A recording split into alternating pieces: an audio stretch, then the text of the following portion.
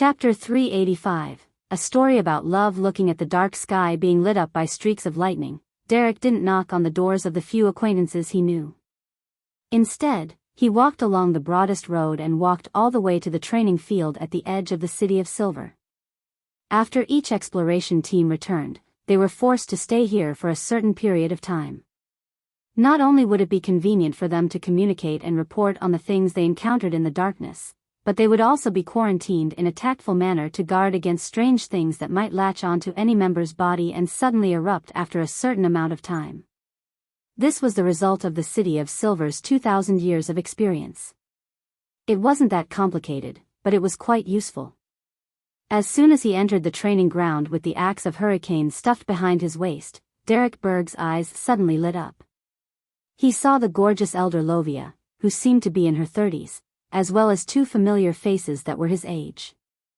Due to the City of Silver's limited environment, its population was unable to grow any further. The number of people of a certain age group was an adequate number, and although Derek wouldn't dare say he knew all of them, he had seen a majority of them before.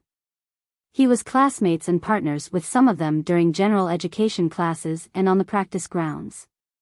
The person Derek was most familiar with on this expedition team was Dark Regents, who had once been his patrol teammate. The youngster named Dark was of medium height and was slightly chubby. He was strong, optimistic, and cheerful. His face often beamed with a friendly smile.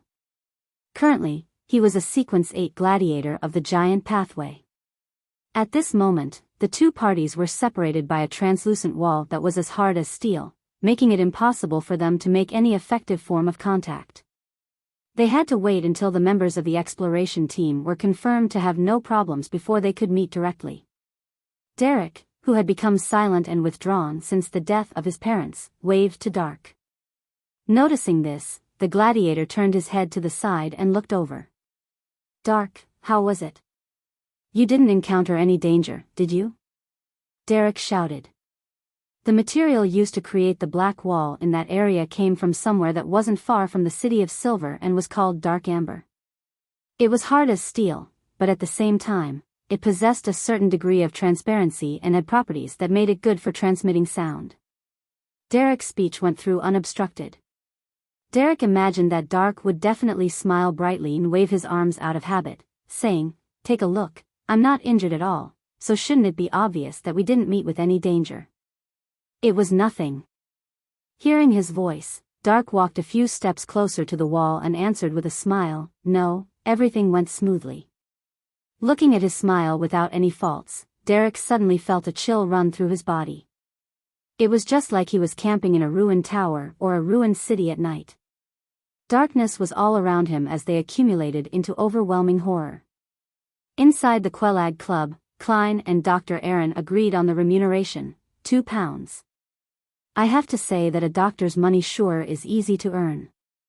If it were me in the past, such a request would have cost at most 10 solely. Klein, who already had the intention to take the mission, sighed in his heart. He remembered that during his time with the Nighthawks, he had heard corpse collector Fry mention that famous doctors had very high incomes. At the time, in a response that was unlike the poet, Leonard Mitchell, he said that as far as he knew, if a house was bought in a busy borough in Backland for a storefront, the quickest option would be to turn it into a clinic. They agreed to call on Will Septon's place after dinner. It wasn't 3 o'clock in the afternoon, so the equestrian teacher, Talum, gathered the three of them together at a table, and they began playing a game of Upgrade, the game which was invented by Emperor Roselle. What I expected was to play tennis, practice shooting, flip through the books in the library, and live a healthy life. But why did it become like this? Klein spontaneously thought in between the card game. Frankly, with his current accomplishments in magic, he could have easily cleared out all the money Dr. Aaron, Reporter Mike, and Talum had on them. But I'm an honest man, and I believe more in my skills and luck. As the red-vested attendant shuffled the cards, Klein picked up a cream cracker and took a savory bite. He couldn't help but marvel from the bottom of his heart, this is life. During the game, Klein noticed one thing: the equestrian teacher, Talum, was no longer in a daze or as upset as he was before. Has the matter of his friend falling in love with someone he shouldn't have been resolved? Klein thought curiously as he sipped the marquee black tea. As a detective, he knew that this wasn't something he should ask in front of others, so he restrained himself and concentrated on his card game. By 5 o'clock, Mike Joseph had to go back to his company, so the game was suspended and Klein won 5 solely. My luck has been quite good recently. While Klein sighed with relief, he saw Dr. Aaron leave the table for the washroom. He controlled his voice and said with a low laugh, "Talum, has your friend's problem been settled?" Talum, who was throwing the cards in his hands onto the table, paused for a second before sighing with a smile. "You could say so." He added with a certain desire to continue, "Actually, it wasn't too serious. It was because I was thinking too much at the time. Simply put, it was an illustrious young gentleman who fell in love with a commoner. You should know that a man of such status has to marry a noble lady. To him, not even the daughter of a rich man can do. So that's how it is. To think that I made up all sorts of contrived and bizarre stories, such as falling in love with a man, a monster, or a person that isn't permitted because of moral principles." Klein was disappointed and said with a laugh, "As far as I know, gentlemen of high society don't mind having a mistress." "No, Sherlock, you don't understand. Love, do you get it? Love. That young gentleman only wants to marry that commoner woman," Talum exclaimed with a sigh. "No, I don't understand, I'm just a bachelor dog." Klein opened his mouth, unable to respond. Talum sighed to himself. "For the sake of that young gentleman's future, I once thought of asking you to find people with some miraculous abilities to covertly, Anyways, I'm a law-abiding citizen, so it was just an idea." "How was the matter resolved afterward?" Klein asked with interest. Talum picked up his Highlander coffee and took a sip. "The solution was much simpler than I thought. I went straight to the lady and told her of the dilemma. She sensibly expressed her willingness to leave the gentleman and asked for my help. I must say that she's truly a considerate, kind, refined, and beautiful girl. If it wasn't for the consideration of my identity, perhaps I would have knelt in front of her and kissed the back of her hand. Well, it seems like I couldn't have helped." Klein picked up the golden-rimmed white porcelain cup of black tea. As a visitor from Earth, he was completely uninterested in the task of breaking up couples. However, listening to gossip was another matter altogether. After having dinner at the Quelag Club and tasting the limited supply of Sonia lobsters, Klein and Dr. Aaron took the latter's carriage to Will Septon's house at 66 Dalton Street in Northborough. This was the address that Dr. Aaron had long since memorized. He didn't return to the hospital to look up the appropriate medical records, and according to Klein's conjecture, any relevant information pertaining to Will Septon would likely have been taken away by the Nighthawks. As a former Nighthawk, I know exactly how they do things. Klein smiled bitterly and sighed. Pulling the doorbell, the two waited for a while before they saw the door open. A maid in a black and white dress puzzledly asked, "Gentlemen, who are you looking for?" Seeing that Aaron was still as cold as usual, Klein took the initiative to speak up. "We're looking for Will Septon. This is his attending physician. He came back to check on his health." I don't know him. I've only been here for a few days. I'll get my master." "Please wait a moment," the maid answered blankly. While they were waiting, Aaron suddenly said, "I almost believe the reason you came up with just now. This is a basic quality of being a detective." Klein chuckled. At that moment, an old gentleman in his 50s walked to the door and said with a deep voice, "Will Septon and his family have already moved away on," he gave a date. Aaron did a slight count before frowning. Why would they go through the trouble to move 2 days after being discharged from the hospital after the operation? He acted like he was really on a follow-up visit. Klein was slightly puzzled and asked, "Sir, how do you know the dates so clearly?" Typically speaking, subsequent tenants would only move in after a certain period of time. That old gentleman snappily replied, "Someone came to ask before, and I even went to look for the landlord just for that." "The Nighthawks?" Klein asked without much hope, "Do you know where Will Septon and his family moved to?" "No," the old man said tersely. "Did they leave anything behind?" Klein hesitated for a moment before continuing with his questions. Some stuff, the old man took a deep breath and continued, but they were all taken away by the previous group of people. Meeting colleagues truly is a helpless matter. They can always think of the things you think of ahead of time. Klein couldn't help but sigh. Seeing that there were no further clues, Klein and Aaron politely excused themselves and left 66 Dalton Street. It seems like you'll have to wait a long time before you can resolve your doubts. Klein turned to Dr. Aaron. Aaron was silent for a few seconds, then he slowly let out a breath. After what happened just now, I'm not so troubled anymore. I'm just a doctor, and it's good enough to mind my own affairs. I should return to do a follow-up checkup and not question the situation, what other people think, or why they're not kind. That shouldn't be something I should be concerned with. In the future, I should just try to maintain the relationship between a doctor and a patient as much as possible. It's for the best that you can think this way. Klein agreed from the bottom of his heart, then he casually asked, at the time, what was wrong with Will Septon's left leg? His left calf grew a strange tumor that coincidentally formed a ring that pressed down heavily onto his blood vessels. Dr. Aaron recalled as he said, but the kid didn't look too upset, just a little scared, and we wanted to preserve the leg at first, but it was getting worse. Chapter 386, A Nightmare City of Silver. Derek Berg had no idea how he got home. All he remembered was the indescribable horror. Dark Regence's character and behavior didn't appear too different from his former self. However, it was true that there was a change to him that was unsettling. Derek was afraid that the City of Silver would be targeted by the evil god, the fallen creator, afraid that the City of Silver would be obliterated before he could become the sun, saving it from its more than 2,000-year-long curse, and give hope and sunshine to the residents here. At that moment in time, he hated himself for not being strong enough, that he was still only at sequence 8. No. I can't just watch idly. Derek suddenly stood up, and he prepared to rush to the spire and tell the other elders of the 6-member council and Chief Colin Iliad of what he had discovered. However, Derek knew that such anomalies weren't suspicious. Every time they explored the depths of the darkness, the members would have a period of intense tension lasting for days, tens of days, or even more than a month.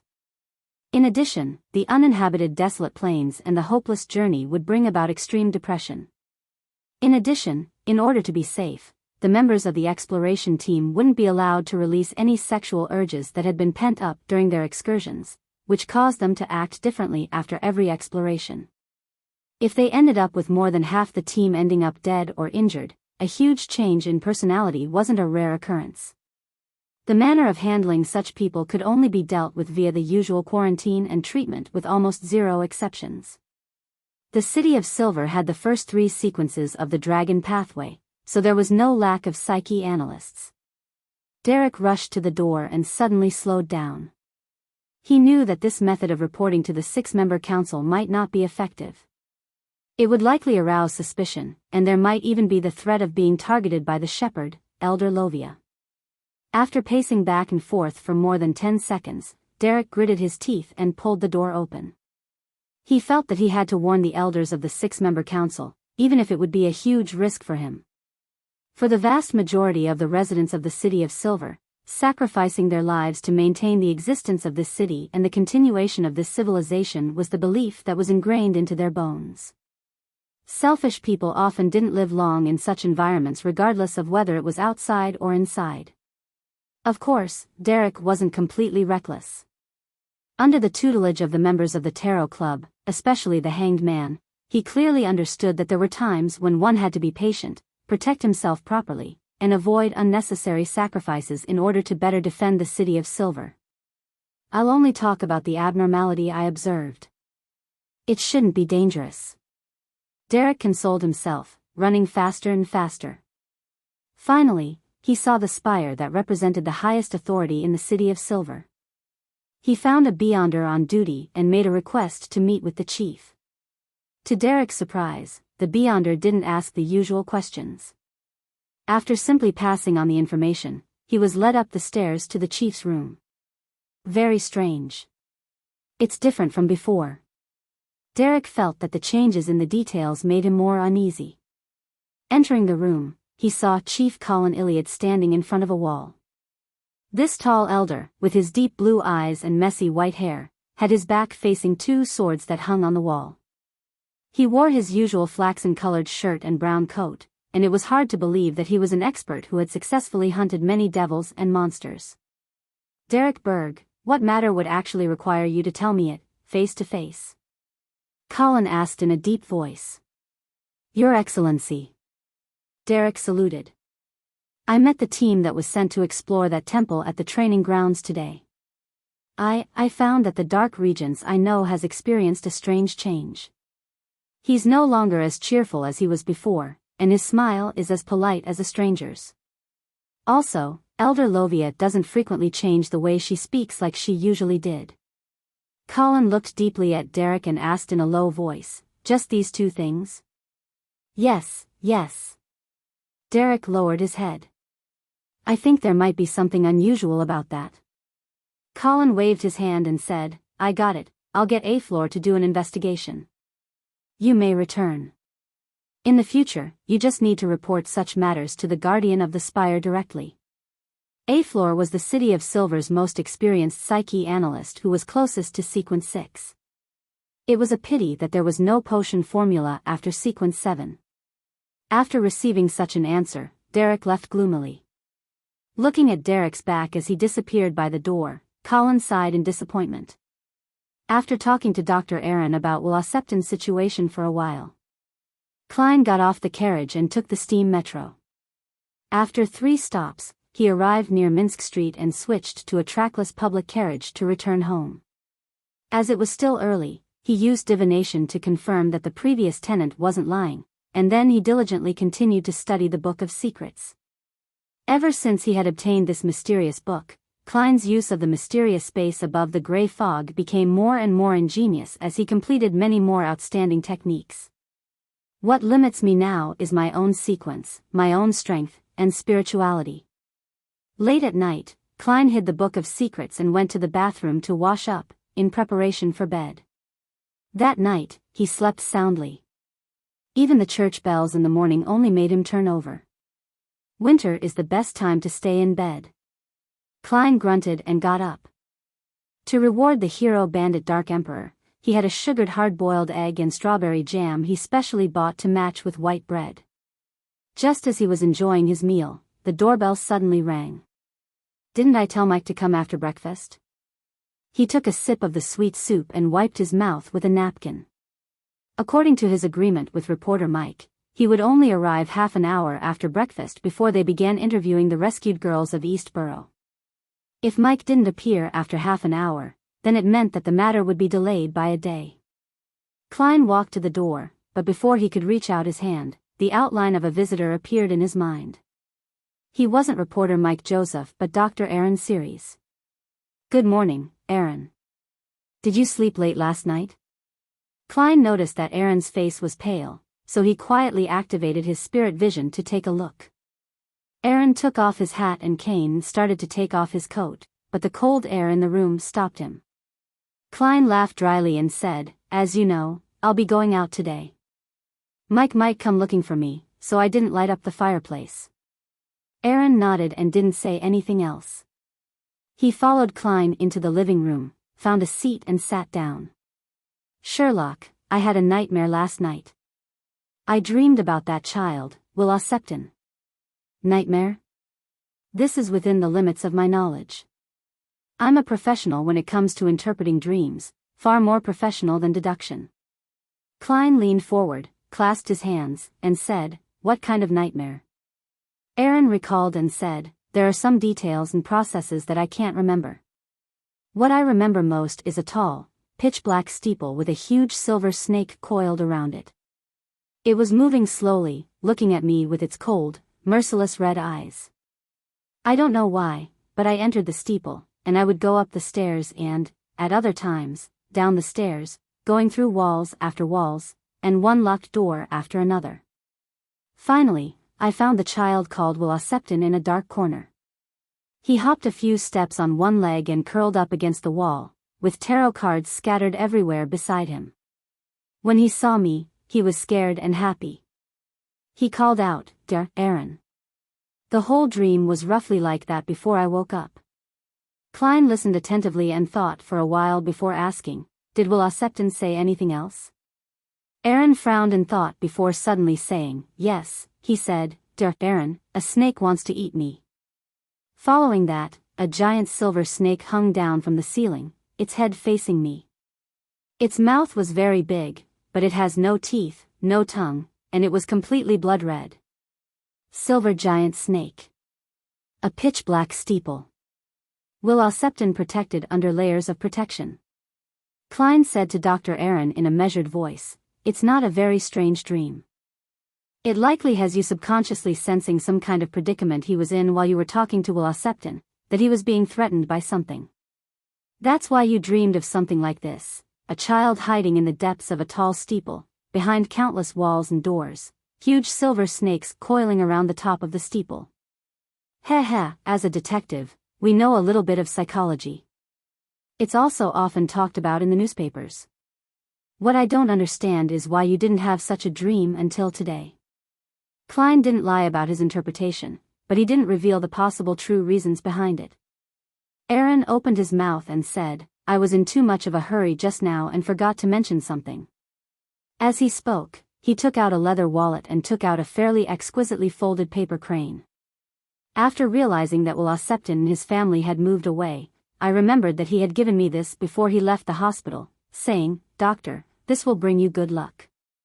I didn't pay much attention to it at the time and casually threw it into the office drawer. After parting with you last night, I went to retrieve it and put it in my wallet. As a result, I had a nightmare that very night. Klein looked at the paper crane, nodded thoughtfully and said, "Dr. Aaron, it looks like Will Septon didn't deliberately bring you bad luck. He had made up for it later." The paper crane invented by Emperor Roselle is meant to act as symbolism for wishing you well. Besides, he said it would bring you good luck. Aaron subconsciously asked, "Origami was invented by Emperor Roselle?" "I don't know if it's him, but I think it's likely him." Klein smiled. "Probably." Chapter 387, The Uniqueness of a Spirit World. Aaron was relieved by Klein's explanation and reassurance, and he prepared to observe for a few more days to see if there were any more nightmares such as this. After sending the famous surgeon out of the door with a smile, Klein's expression suddenly became solemn, as if he was thinking about something. There was no problem with his interpretation of the dream. The pitch-black steeple, the walls and doors that blocked his path, and the giant silver snake, they all symbolized that Will Septon was in a situation where he was threatened by something that symbolized the child's fear and helplessness, as well as his attempts to hide behind layers of protection. But the problem was that this was unlikely to be a revelation Dr. Aaron's spirituality had received on its own. Otherwise, he wouldn't have had such a dream only until last night, or when he found the paper crane. A similar development should have taken place long before Will Septon was discharged, back when his spirituality unconsciously became aware of the particularly strange developments, allowing him to have similar experiences as he had now. Therefore, Klein suspected that the medium which instilled the dream into Dr. Aaron was the paper crane. Klein activated his spirit vision to carefully observe this handicraft, but he didn't find any spiritual brilliance. However, his spiritual perception and intuition told him that there was something strange about this piece of origami. Certain magical aspects that might involve the most illusory, most difficult to comprehend, and most worthy of fear and reverence, fate. That child called Will Septon isn't simple. It seems like the most amazing thing wasn't the tarot card, but rather he himself. The giant silver snake is a symbol of danger, and this matter is related to bad luck, good luck, and other elements. Could it be that it represents the snake of Mercury, sequence 1 of the monster pathway? Klein's thoughts wandered, but he couldn't be certain of anything. He turned to question the problem of how the dream was instilled. With Klein's accomplishments in mysticism, this wasn't something that was too complicated or difficult to understand. He quickly came up with an idea. The first thing to do was to rule out the influence of specters and wraiths, which would have stained Dr. Aaron's aura with a blackish-green color of varying degrees, and I didn't see any sign of that just now. There are two main ways of instilling information without causing the owner of the dream to appear abnormal. One of them is using the beyonder powers of a nightmare-like captain. An objective is met through guidance, and it wouldn't involve the culprit, otherwise, traces would similarly be left behind. The second method would be even more ingenious and advanced. The principle of a dreamland is that of astral projections traveling through the spirit world, and the details that one would normally unwittingly notice, under external stimulation, would turn into a symbolic revelation. Or, they can obtain some enlightenment directly related to themselves from external sources. Then, their spirit bodies and psyche would be informed of this, and because the owner of the body was in a state of sleep, this will appear in the form of a dream. So the second way is to instill it into the spirit world. First, use some magical method to create the revelation that one will need, and then naturally let the target's astral projection obtain and feedback the information while roaming the spirit world. That way, the target will be able to dream of the scene that others would want them to dream of, and there will be no superficial traces. This is something that I'm currently unable to do, even if it's a spirit body that's able to partially wield some of the power above the gray fog. Klein paused for a moment and then added another possibility. A seed was planted in Dr. Aaron's subconscious through the paper crane, and once he found it, he would have the corresponding dream. That's easy to confirm. As long as I use mediumship on Dr. Aaron, should be able to find traces of it. However, would it be unfriendly to use mediumship on him? Or should I borrow the mental terror candle from Father Yatravsky? No, the one who recognized me was that vampire, the zealous figurine lover, Emlyn White, not the muscular, giant-like Father Yatravsky. Klein reined in his thoughts and considered his subsequent actions. He decided that he would wait until he went above the gray fog to divine the level of danger. If it was an acceptable level, he would sneak into Dr. Aaron's house tonight, use the dream charm and other methods to secretly observe him, and see if the source of the dreamland was a result of direct guidance or an indirect fabrication. However, with Klein's strength and level, it would be difficult to find traces of the latter. Even he himself didn't have much confidence. This didn't mean that his astral projection could travel the same spirit world as Dr. Aaron's astral projection by sitting next to him and entering cogitation. This required a sufficient amount of locking on to do so. According to the descriptions in the Book of Secrets, the existence of the spirit world was quite magical. It completely overlapped with the real world, so everyone could obtain revelations from the spirit world at any time. However, the spirit world didn't distinguish between directions, and the past, present, or future could even intersect there. It was like infinite knowledge, information, and illusions were spiritually gathered and compressed into a strange sea. It was different from the world, as one would imagine according to usual concepts or logic. As a result of this, the revelations that one received from the spirit world could only be a variety of symbols, not direct answers. And precisely because of this, every astral projection's experience of traveling in the spirit world was not only related to their physical location and time, but it was also dependent on the current state of their body and the mind.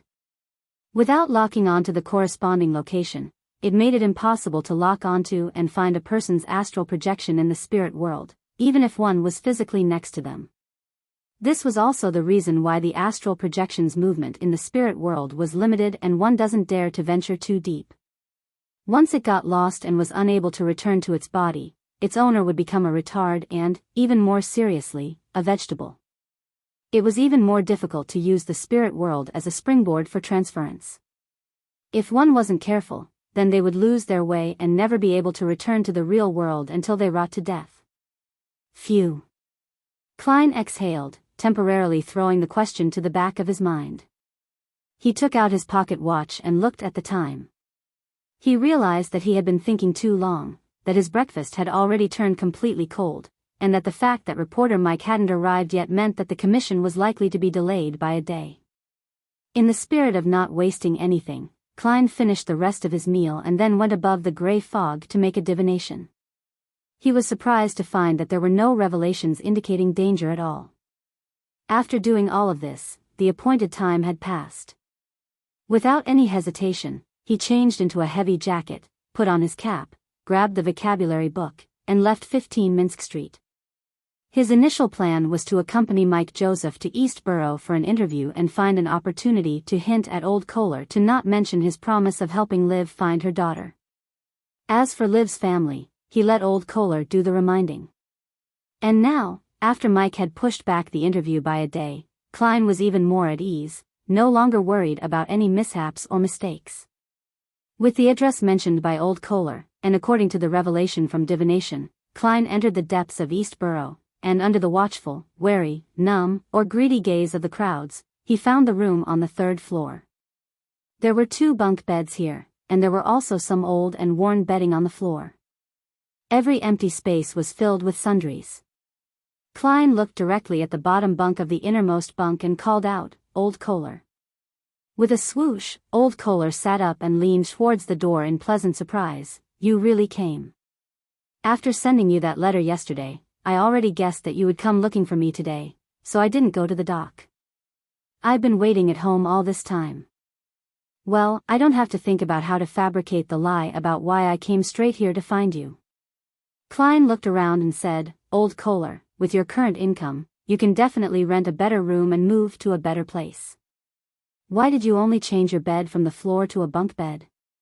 Most of the money is for gathering information for you." Old Kohler laughed. "And I'm no longer young. I need to save some money for the future when my future health wanes." Klein was silent for 2 seconds before saying, "You can consider buying some insurance, such as a single elder aid policy. They can give you the money that can at least fill your stomach and a room for you to sleep in every week when you're really old." The insurance industry of this world had sprouted in the 4th epoch. After being promoted by Emperor Roselle, it had matured quite a bit. There were various kinds of insurance, such as the various insurances for maritime trade, fire insurance, injury insurance, long-term care insurance in different names, and so on. They were mostly targeted at the rich and the middle class. I know. When I was a worker, I paid a premium of 3 pence a week, but after I lost my income, Old Kohler sighed. His biggest problem now was that his income was unstable, and he wondered when the money he received from the detective would be cut off. Klein couldn't promise anything either. He pointed outside and said, "Let's go to Liv's house and return the vocabulary book to the girl." After leaving the room, Klein casually mentioned, "What a joke. I was talking about doing volunteer work the day before yesterday and volunteered to help find Daisy, but she ended up being sent back by the police yesterday. Please don't mention it again, I don't want to be laughed at." "All right." Old Kohler agreed first, then he said, "No one will laugh at your kindness." After walking through the dirty streets, they arrived at Liv's house. Klein saw that the girl who had just been rescued had started ironing again, and he saw that the clothes here were hanging down and dripping with water. It was just as it was before. He was momentarily at a loss as to what to say. "Daisy." After a while, he said, "Your vocabulary book." Daisy's eyes lit up, but she was too busy to leave. After busying herself for quite a while, she stopped working and went to the door, thanking him profusely. After Liv and Freja had also put down their work and come over to express their gratitude, Klein repeated what he had just said to Old Kohler. After receiving positive responses, he took out the £2 worth of change that he had prepared and handed it to Liv. "There will be a reporter coming to interview Daisy tomorrow. This is the advance of the payment he's giving, but don't mention it in front of him, otherwise, things will become complicated. Heh, maybe he will give more tomorrow, but not that much. No, I'm willing to expose that bad guy's evil deeds. I don't want money." Daisy shook her head. Klein let out a soft chuckle. "This is a rule. You can't break rules, understand?" He looked at Liv and said, "Take it. Your belief is right. It's only if Daisy and Freja learn more words and learn more things will you all escape from this situation." He was going to suggest that Liv's family should move to the edge of Eastborough. Customers who could afford to hire others to do their laundry wouldn't live in Eastborough, but in the end, he didn't mention it. He had intended to provide them with more help, but he restrained himself. There were thousands, tens of thousands, hundreds of thousands, or even millions of people like Liv and her family in Eastborough. Even if one was a wealthy banker who wanted to help them, they wouldn't be able to make a splash. Besides, this was just East Borough. There was still the entire Backland and the Lone Kingdom. Thank you, and help me thank the reporter for me. Liv was silent for a moment, then she took the money. Klein didn't stay for long. He quickly left as if there was a ghost that would devour his soul. After walking outside with old Kohler, he turned around and suddenly sighed. He said in a low voice, "There has never been a savior." Chapter 388, Exploring the Dreamland. What? Old Kohler asked, not hearing him clearly. Klein looked at the potholed road in front of him and said in a self-deprecating manner, "Nothing. I hope Liv's family can get out of this situation and live in better conditions."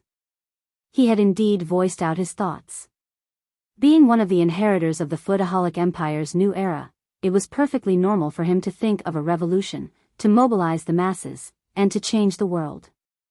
However, when he thought about the details, he felt that he couldn't save himself just by relying on the poor. This was because Beyonder forces existed in this world. Furthermore, they were relatively supernatural and couldn't be resolved simply by firearms. For instance, Sequence 5 of the Mutant Pathway. That was just one aspect of things. Another aspect of things was due to the law of Beyonder characteristics conservation. Due to the limited access to ingredients, Beyonder forces couldn't become commonplace, making it difficult to convert the advantage of numbers into effective combat power. And even if it could be spread, as long as the problem of losing control wasn't resolved, then it would still bring about disaster. If there weren't any high-sequence Beyonders, then there would actually be ways to deal with all of this to a certain extent. However, in the real world, not only were there demigods, but there were also sealed artifacts that could kill people without them even knowing how they died. Besides, deities were real and they stood high and lofty. In this way, the poor would use strikes and street protests to fight back. However, once they took up weapons and established an army, they would be met with an unstoppable counterattack.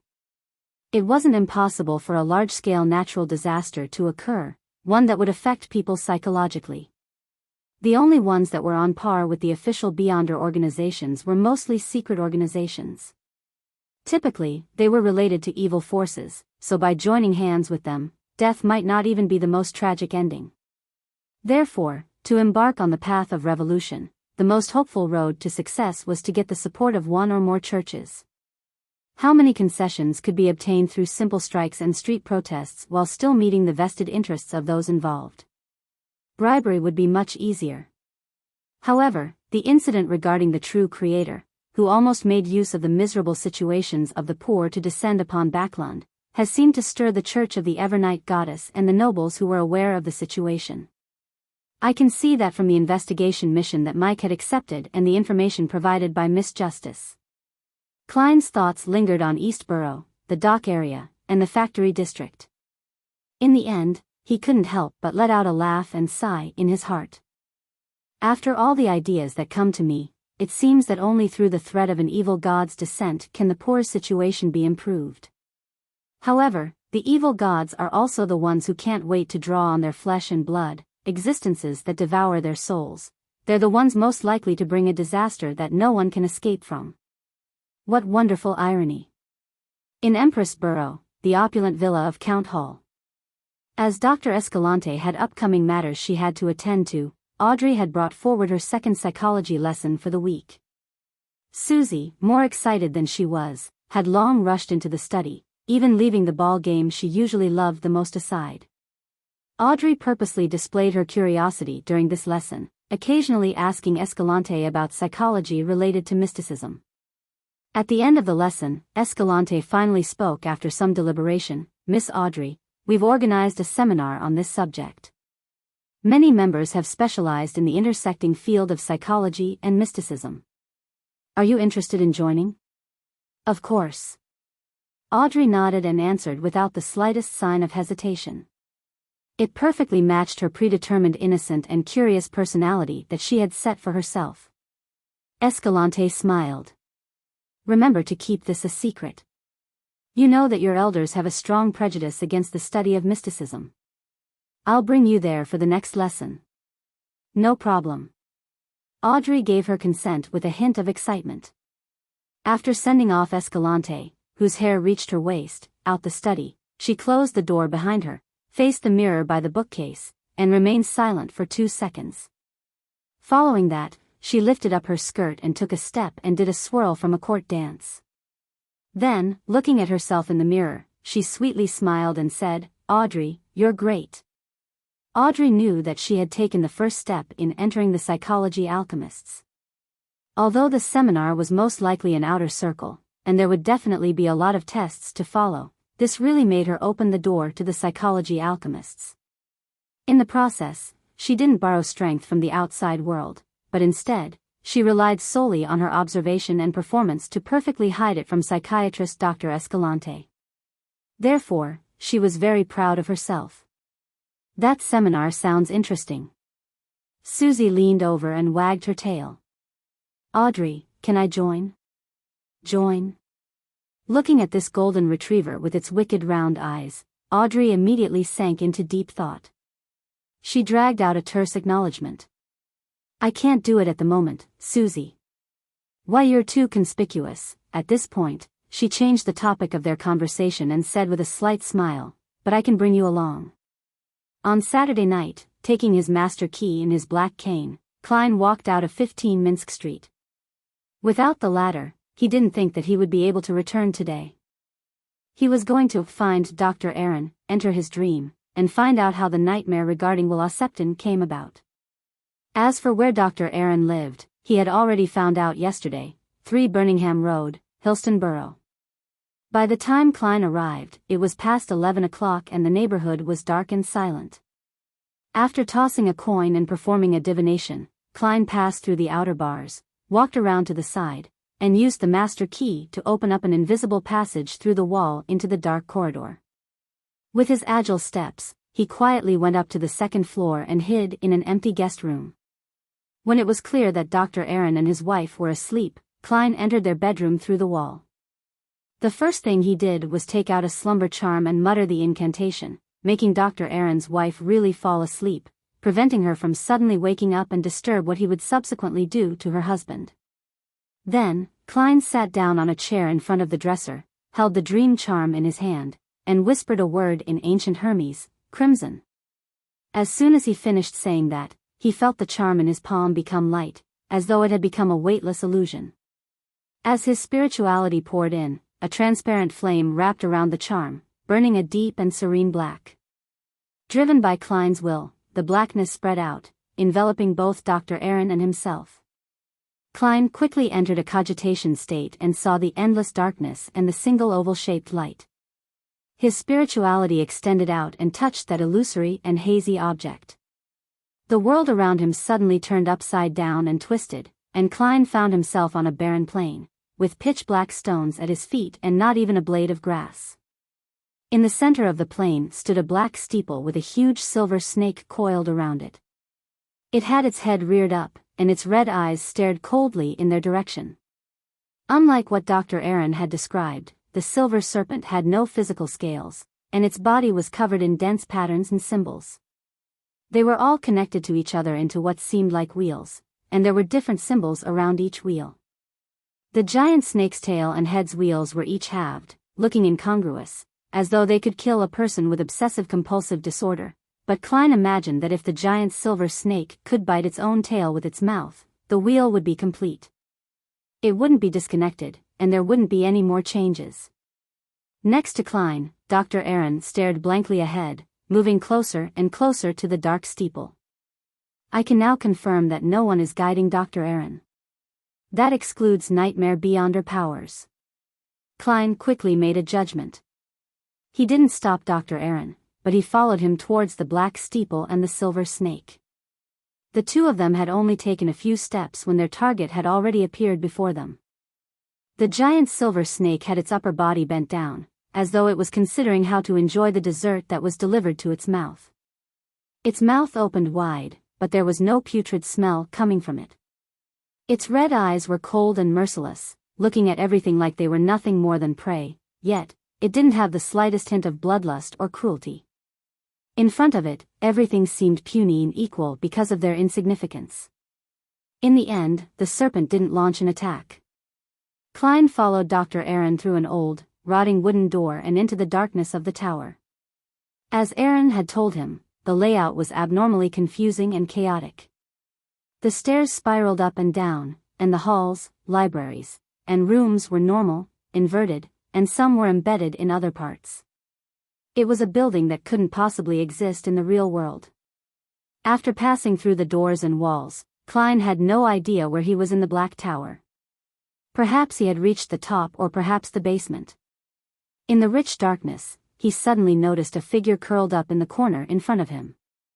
The figure, sensing Dr. Aaron's approach, scrambled to its feet, hopping over on one leg. It was only when the figure was very close did Klein clearly see him. He looked dignified and strong, in his early teens, and had an expression of obvious fear. The figure was about 1.4 meters tall, and his left calf was missing. It was obvious that he was the child who had undergone surgery, Wuxia. In his hand was a deck of tarot cards. His pitch-black eyes were filled with surprise and joy, as well as fear and horror. "Dr. Aaron, a snake wants to eat me." Suddenly, he let out a blood-curdling scream as the image of a huge, mysterious silver snake was reflected in his eyes. Whoosh! The tarot cards in his hand fell to the ground, leaving only one card tightly gripped in his palm. Klein focused his gaze over it and saw that there was, similarly, a wheel on the card. It was the Wheel of Fortune card. Whoosh!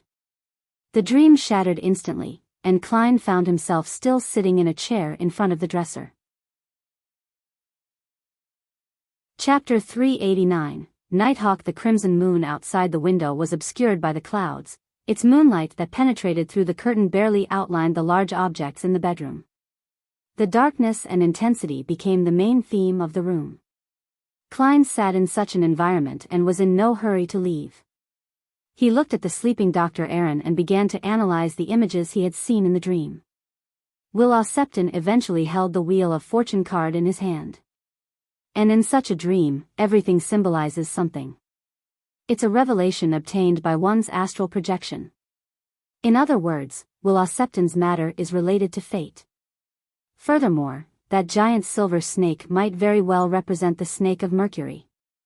This child might actually be related to a high-sequence beyonder, be of the monster pathway, or some strange sealed artifact. Does his danger stem from the snake of Mercury or the result of greed due to the strange sealed artifact? But the snake of Mercury is sequence 1. It's an existence closest to that of a god. Just its name on its own is an embodiment of his high level. It's impossible that he can't do anything to a child like Wuxia. That a mon who is of an unknown sequence number, perhaps sequence 1, 2, or 3, could even invade the space above the gray fog with just an avatar. This matter doesn't seem to be that simple. There must be a huge secret behind his matter. At this thought, Klein had already decided to pull back completely. It's obviously a very dangerous matter. Furthermore, that tarot card might not be a mystical item. What special might very well be Wuxia himself? Yes, apart from having nightmares, Dr. Aaron's troubles are already settled. There's no reason for me to get involved in it. To proactively act on this and challenge the impossible is nearly identical to suicide. Yes, I must follow what my heart tells me. Klein pushed the surface of the dressing table with his black-gloved right hand and slowly stood up. Having just entered the dream, he was completely convinced that Dr. Aaron's nightmare came from a revelation that his astral projection had received in the spirit world. And that revelation had been deliberately created and provided by a high-level existence. The paper crane was just a tool for locating him. According to a chapter in the Book of Secrets, Klein could also try to use the paper crane to find Dr. Aaron's astral projection in the spirit world and observe the source of the revelation, but he had already decided to not get involved. Stretching his body, Klein flipped through Dr. Aaron's leather wallet with the last of his curiosity, and he took out the paper crane. He placed the paper crane on the tip of his cane, and he held them simultaneously. Then, his eyes turned deep as he softly muttered to himself, Will Septon's current location. After the divination sentence was repeated 7 times, a breeze suddenly blew in the room, bringing with it a cool feeling as if it were blowing on one's soul. Klein let go of his right palm, and the cane stood firm before falling down with the paper cranes, pointing diagonally at the bed. There, Klein frowned and moved to another position. He repeated the divination and successfully received his feedback. And the intersection point of the 2 divinations was Dr. Aaron. Will Septon's position overlaps with that of Dr. Aaron. That's interesting. Klein said to himself, amused and amazed. His curiosity was piqued to the extreme. Although he didn't intend to get involved in this matter, he wanted to know why there was an overlapping situation such as this.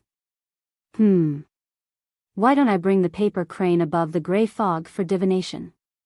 With the gray fog's obstruction, there won't be any accidents. Klein quickly came up with a new idea. Since it wasn't convenient for him to summon himself in Dr. Aaron's bedroom, he decided to take the paper crane home first. He had actually long prepared for this. Before coming, Klein couldn't confirm the seriousness of the matter, and he had hoped to find Will Septon, seeing if he had the opportunity to obtain the tarot card. Therefore, he had prepared another paper crane to replace the real one. It made it easier for him to do all sorts of divination, and he could switch it back once the problem was resolved. As soon as he thought of it, Klein took out the paper crane he had prepared. He had deliberately folded it above the gray fog, just in case Dr. Aaron had suddenly decided to hand over anything related to Will Septon to the Church of the Evernight Goddess, allowing his counterfeit to be divined. Taking into account the overall picture and the details would make things much easier. Klein praised himself. With the help of the faint moonlight, he carefully compared Will Septon's paper crane and his, to see if there were any clear differences. Upon comparing them, Klein immediately fell silent. His handicraft skills weren't even comparable to a child's. In fact, they're all paper cranes, so there isn't much of a difference. Mine is only a little cruder. As long as Aaron hadn't studied the original one carefully, then he wouldn't be able to tell that it has been swapped. Klein muttered silently to himself, took out a coin, and used divination to make a final confirmation. After receiving a revelation that confirmed this, he put his paper crane back into Aaron's wallet and returned it to its original position. He then took care of the scene, bringing Will Septon's paper crane along with him and left 3 Birmingham Road. With the help of the dowsing rod, Klein successfully returned home.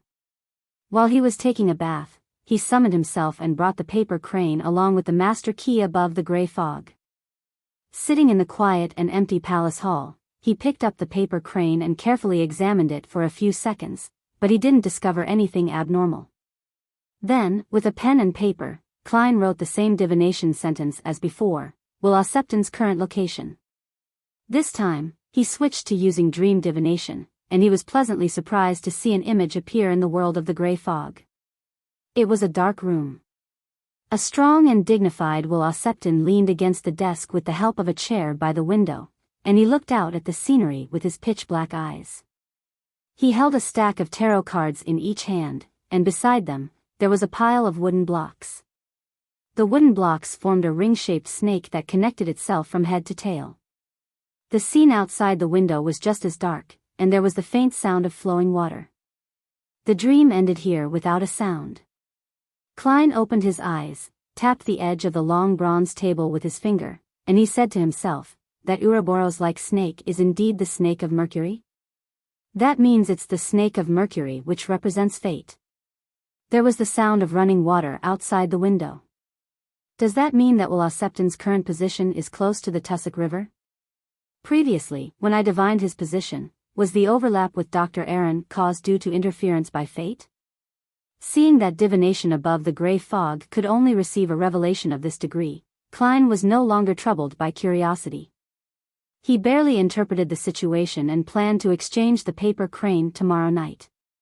He would then find an opportunity to guide Dr. Aaron and have him go to the Church of the Evernight Goddess to tell the bishop about this matter. It's best to leave such matters to the officials. Klein let out a chuckle and returned to the real world. After taking a leisurely bath, he didn't get busy and crawled into bed. After an unknown period of time, Klein suddenly realized that he was clearly dreaming. He was in the living room, reading the Book of Secrets. This familiar feeling. He turned his head to look at the door like he usually did. The door creaked open, and a figure in a gray coat walked in. He was about 30 years old, with a long, thin face with a broad forehead, and dark blue eyes that looked intelligent. "It's not the captain." Klein suddenly gave a self-deprecating laugh, let out a silent breath, and turned the Book of Secrets in his hand into a copy of Ladies' Aesthetic. He flipped through the magazine, casually greeting the newcomer. The man in the gray coat took off his hat and sat down across him, seemingly casually asking him, "Aaron came to see you this morning?" "It really is a Nighthawk, a nightmare." Klein resisted the urge to sigh and replied with a smile, "Yes." He had already figured out why the Nighthawk had suddenly entered his dream. The nightmare in front of him was likely the captain of the Nighthawk's team responsible for the matter regarding Wuxia, but they had yet to find any useful clues up to date. In this case, Dr. Aaron and Detective Sherlock Moriarty's act of visiting to ask about Wuxia's whereabouts must have been made known to them last night or this morning. At the same time, they discovered that Dr. Aaron rushed over to Minsk Street, shortly after he finished his breakfast, to visit Detective Sherlock Moriarty. In the spirit of professionalism, entering a person's dream at night was the most natural and normal development. As for Dr. Aaron, his situation was rather sensitive, so rashly entering a dream might cut off clues, so there was no doubt that a certain detective became the first choice. "What did he encounter?" the captain of the Nighthawks team asked casually. Klein answered honestly, "He had a nightmare." Klein described the pitch-black tower, the giant silver snake, and Wuxia under layers of protection, and other scenes. Finally, he said, before this nightmare, Aaron had gone to Wuxia's place to find the child, partially because he was worried about his health but also because he was puzzled over his bad luck. Unfortunately, the Wuxia family had moved away. However, Aaron recalled that the boy had given him a paper crane that the boy had folded himself and had wished him luck. Perhaps agitated by these two events, he had such a nightmare. The man in the gray coat looked pleasantly surprised. "Paper crane?" "Yes." Klein nodded slightly. "The child gave it to Aaron before he was discharged, and Aaron threw it into his office drawer. He forgot about it until last night." "I understand. Thank you for your explanation." The captain of the Nighthawks team stood up and bowed with his hand against his chest in a very polite manner. Suddenly, there was a ripple in the Dreamland, and he disappeared from the room. Looking at the position where he had sat, Klein deduced what would happen next. The Nighthawks might go to Dr. Aaron's tonight and enter his dream for investigations and take the paper crane away. However, a question arose. The paper crane was folded by Klein, and the real thing was above the gray fog. Forget it. Regardless of which paper crane they use, they'll never be able to divine the answer. "It doesn't matter if I switch it back or not," Klein said to himself. He gathered his thoughts and continued to sit there.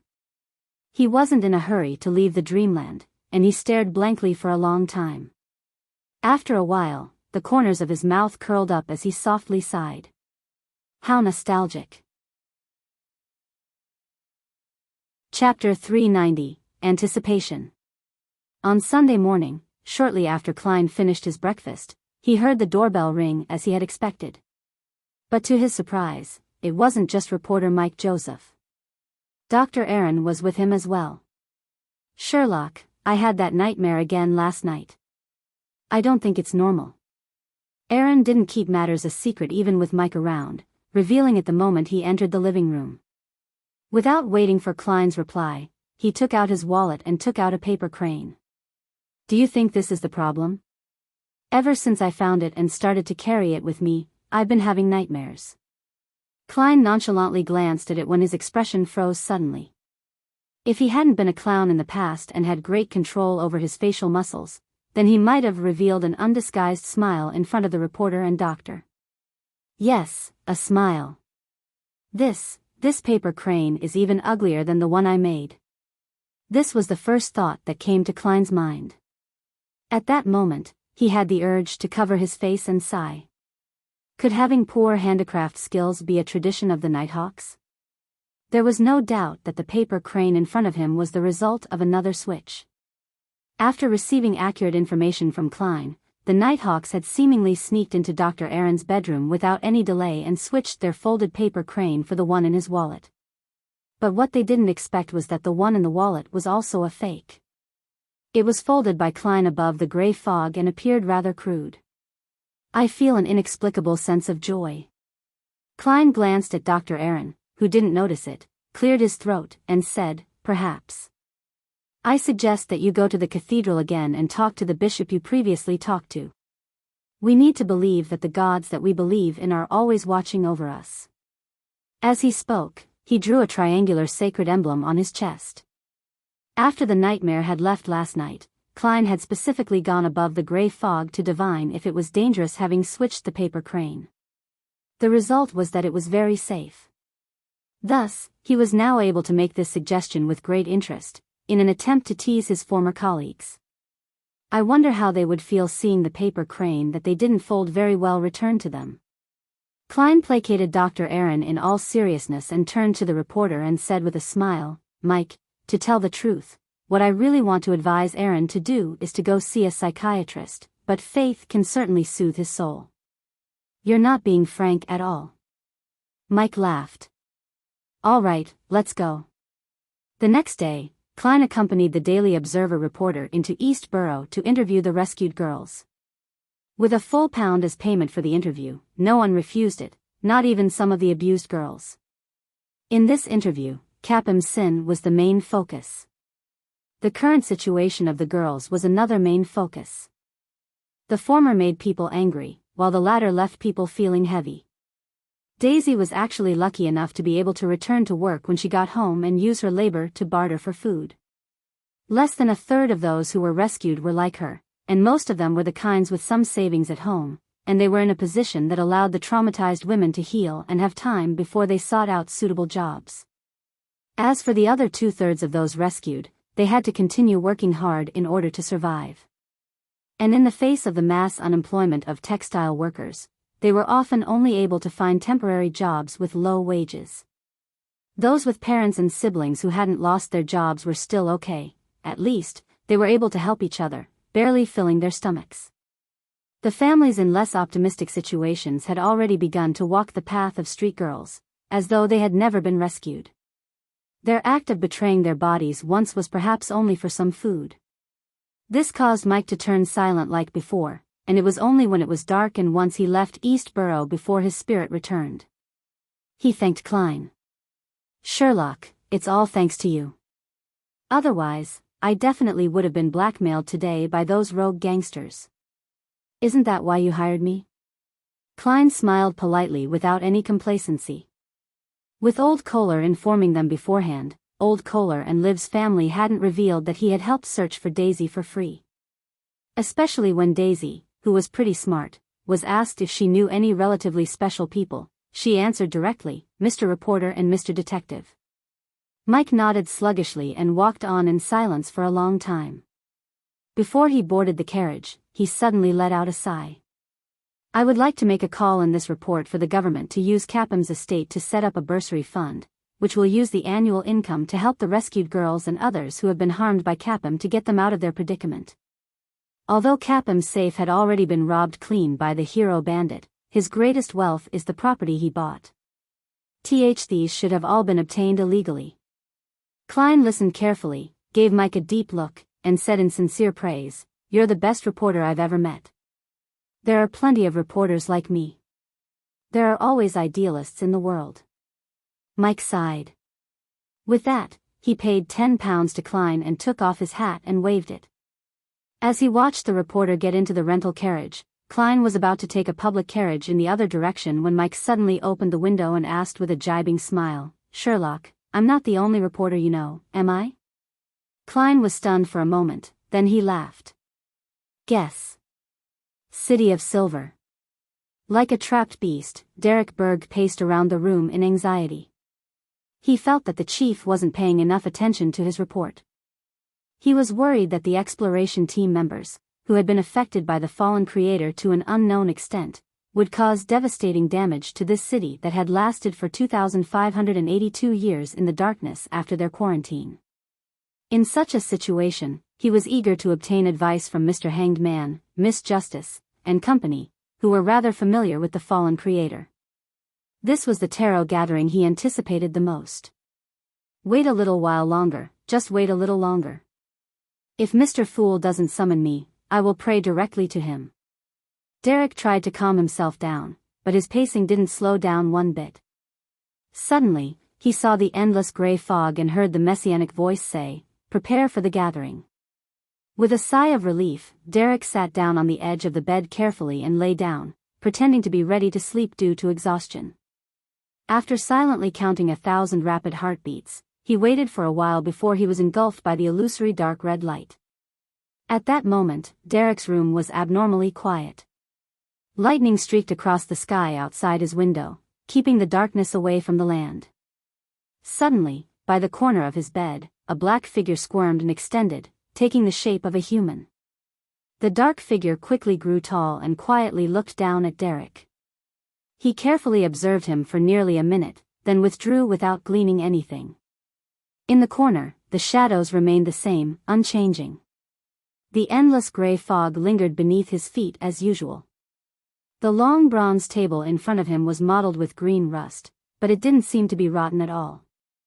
The first things that Derek saw were Miss Justice and Miss Magician sitting opposite him. The familiar, jovial greeting sounded in his ear. "Good afternoon, Mr. Fool." "Good afternoon." Klein, shrouded in gray fog, nodded slightly. He seemed to respond leisurely to Miss Justice and the other members' greetings, but in reality, he was busy manipulating the world, making him appear like a real person. After yesterday's interviews with reporter Mike, it was already dinner time. Klein went to a restaurant that served Feyenopoder cuisine, and he was so overwhelmed by the spiciness that he voluntarily ordered a cup of desert beer. After eating his fill and returning home, he didn't go out again for the rest of the day. Neither did he study the Book of Secrets or prepare his own food. That eased the heavy emotions he felt whenever he went to East Borough. Without realizing it, the afternoon had arrived, and his thoughts shifted to the tarot gathering. After the greetings, Justice, Audrey, restrained her curiosity and excitement, and she was in no hurry to inquire about the truth behind the Capim incident. Mr. Fool might not answer, but how would I know if he wishes to answer if I don't ask? Well, I hope he makes a request of equal value, and I'll do my best to fulfill it. Audrey looked around at the other members and observed the states of the other members. As a telepathist, she very quickly discovered something strange. The son appears very anxious. Did something happen to the previous exploration team captain? Did he encounter a Mon? In addition, Furs is in an indecisive state of wanting to ask but not daring to. She must have seen the papers and guessed from the tarot cards that our tarot club was involved in Capim's death. But she's curious who the Emperor card represents. She seems to be even more in awe of Mr. Fool. What happened? Mr. Hanged Man seems to be in a very good mood. He's finished digesting his potion. He seems to be anticipating something. Mr. World is still as gloomy and reserved as before, and it's hard to read his thoughts. He really is the nemesis of the spectator pathway. Derek didn't try to hide his anxiety, but he didn't consult the other tarot club members directly. He knew perfectly well that the initial time belonged to Mr. Fool, unless there were no so-called Roselle diary entries. There's no need to rush. The gathering has already begun. If Mr. Fool is in a good mood, he might be able to answer some questions. Derek consoled himself. Alger looked up and humbly said, "Honorable Mr. Fool, I've found 3 new pages of Roselle's diary." Diary? Roselle's diary? Furs pricked up her ears. Klein smiled and replied, "What do you want to exchange them for?" Glancing at the card next to Mr. Fool's hand, Alger suppressed his eagerness and said, "I want to know what that card you have next to you is." Chapter 391, The Great Seafarer. Roselle, I know that. Audrey's eyes were half-turned, and her chin was slightly raised. She happily cast her gaze diagonally across her, towards a stone pillar that supported the dome. She quickly withdrew her gaze, ready to admire the reaction of Mr. Hanged Man after he heard the answer. Furs vaguely realized one thing: the so-called Roselle's diary can be exchanged with Mr. Fool for answers to certain questions, and maybe even some items. Roselle's diary?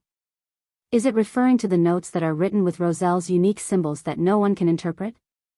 They were actually diary entries? Mr. Hanged Man's tone sounded very firm and Mr. Fool didn't retort him. I've encountered many, but I've never bought any of them because I wasn't interested. Ah, yes, Miss Audrey has quite a few. She's a fanatic when it comes to this. But that dog of hers, last week, no, maybe last week, I don't remember it too well. Basically, it tore up many books and notes, including all of the diary entries from Emperor Roselle. The sudden surprise and disappointment that emerged had filled her heart and made her want to raise her hands, cover her ears, and scream. That wasn't enough to express her current feelings. I hate dogs. Furs bitterly thought. The Hanged Man's request was somewhat beyond Klein's expectations. However, it was the easiest for him to complete. He chuckled and said, "Sure. Do you want everyone to hear it, or do you want to be the only one to know it?" Alger replied without hesitation, "Only myself." He didn't have the spirit of selfless devotion to others. Klein laughed and blocked the senses of the other members, which made Miss Justice very upset. She was waiting to see Mr. Hanged Man's stunned and shocked expression, as though she had done something great herself. Although she couldn't proclaim it out loud, she still looked forward to the subsequent reaction after Mr. Hanged Man knew the answer.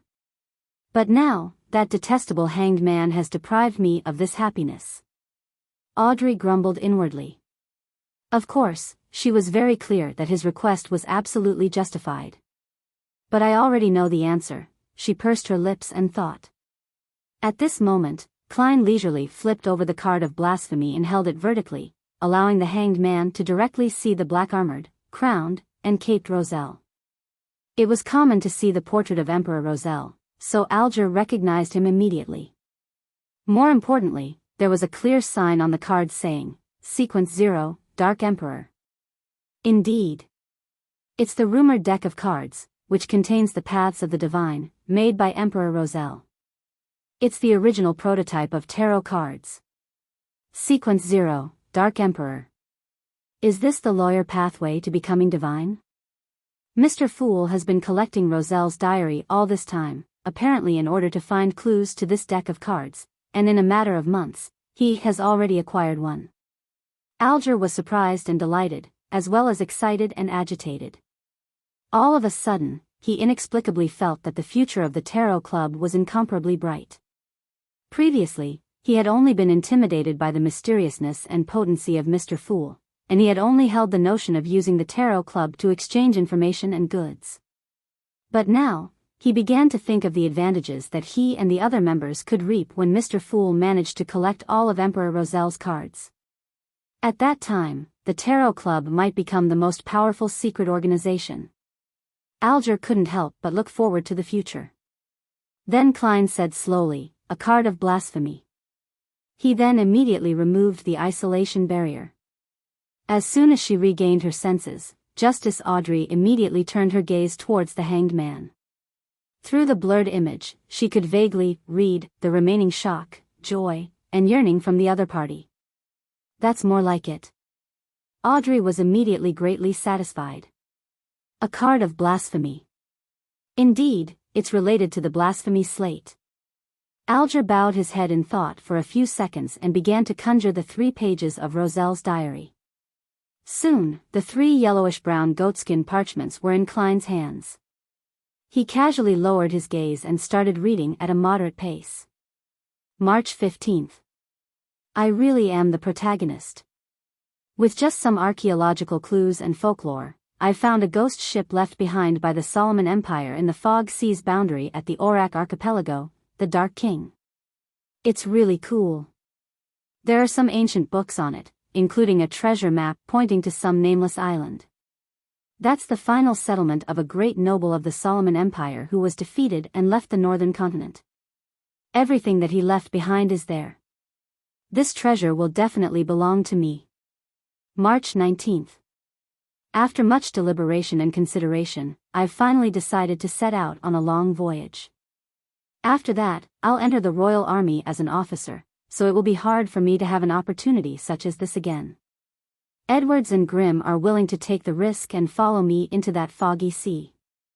Actually, I don't just want the treasures. I also wanted to verify something, from the sun, the red moon, to the trajectory of the stars in the sky, as well as the changes in 4 seasons, all sorts of signs and different data to prove that the world I'm on should be a planet. In that case, it shouldn't only be the northern and southern continents. Based on the various data, the land mass occupied by the 2 continents totaled up isn't even a tenth of the planet's surface area. Could the rest of it be the sea and islands? To the west of the northern and southern continent is the Fog Sea, to the east is the Sonia Sea. I suspect that there are other continents at the end of these 2 seas, just like how the southern continent is at the end of the Berserk Sea. Maybe I can find a brand new continent, the western continent. Let's go. Great Seafarer Roselle Columbus Magellan Gustav, go and verify your conjecture. The Emperor sure was reckless when he was young. He actually dared to go on a voyage just because he received a treasure map that he had no clue about its authenticity, or if it held any danger. No, he's as rash as he was when he was young, even in his old age. The cards of blasphemy are evidence of this. Klein couldn't help but lampoon. The diary entry seems to be linked to a page or 2 that he had seen before, separated by at most 1 or 2 other diary entries, so Klein was almost certain that Roselle had lost his way in this voyage and ended up finding a primitive island just outside of the safe sea routes. On it, there were a number of beyonder creatures. In the process, he had also teased Grimm and Edwards, who were following him to sea, using the memes of the 4 horsemen of the Apocalypse and the Pirate King. In addition, Grimm, who had been praised by Roselle as the smartest of them all, became increasingly stranger after discovering the primitive island, and he ended up dying in the Fog Sea. Speaking of which, the idea that the world is a planet is now widely accepted and confirmed by astronomy. Klein turned to the second page of the diary. April 18th.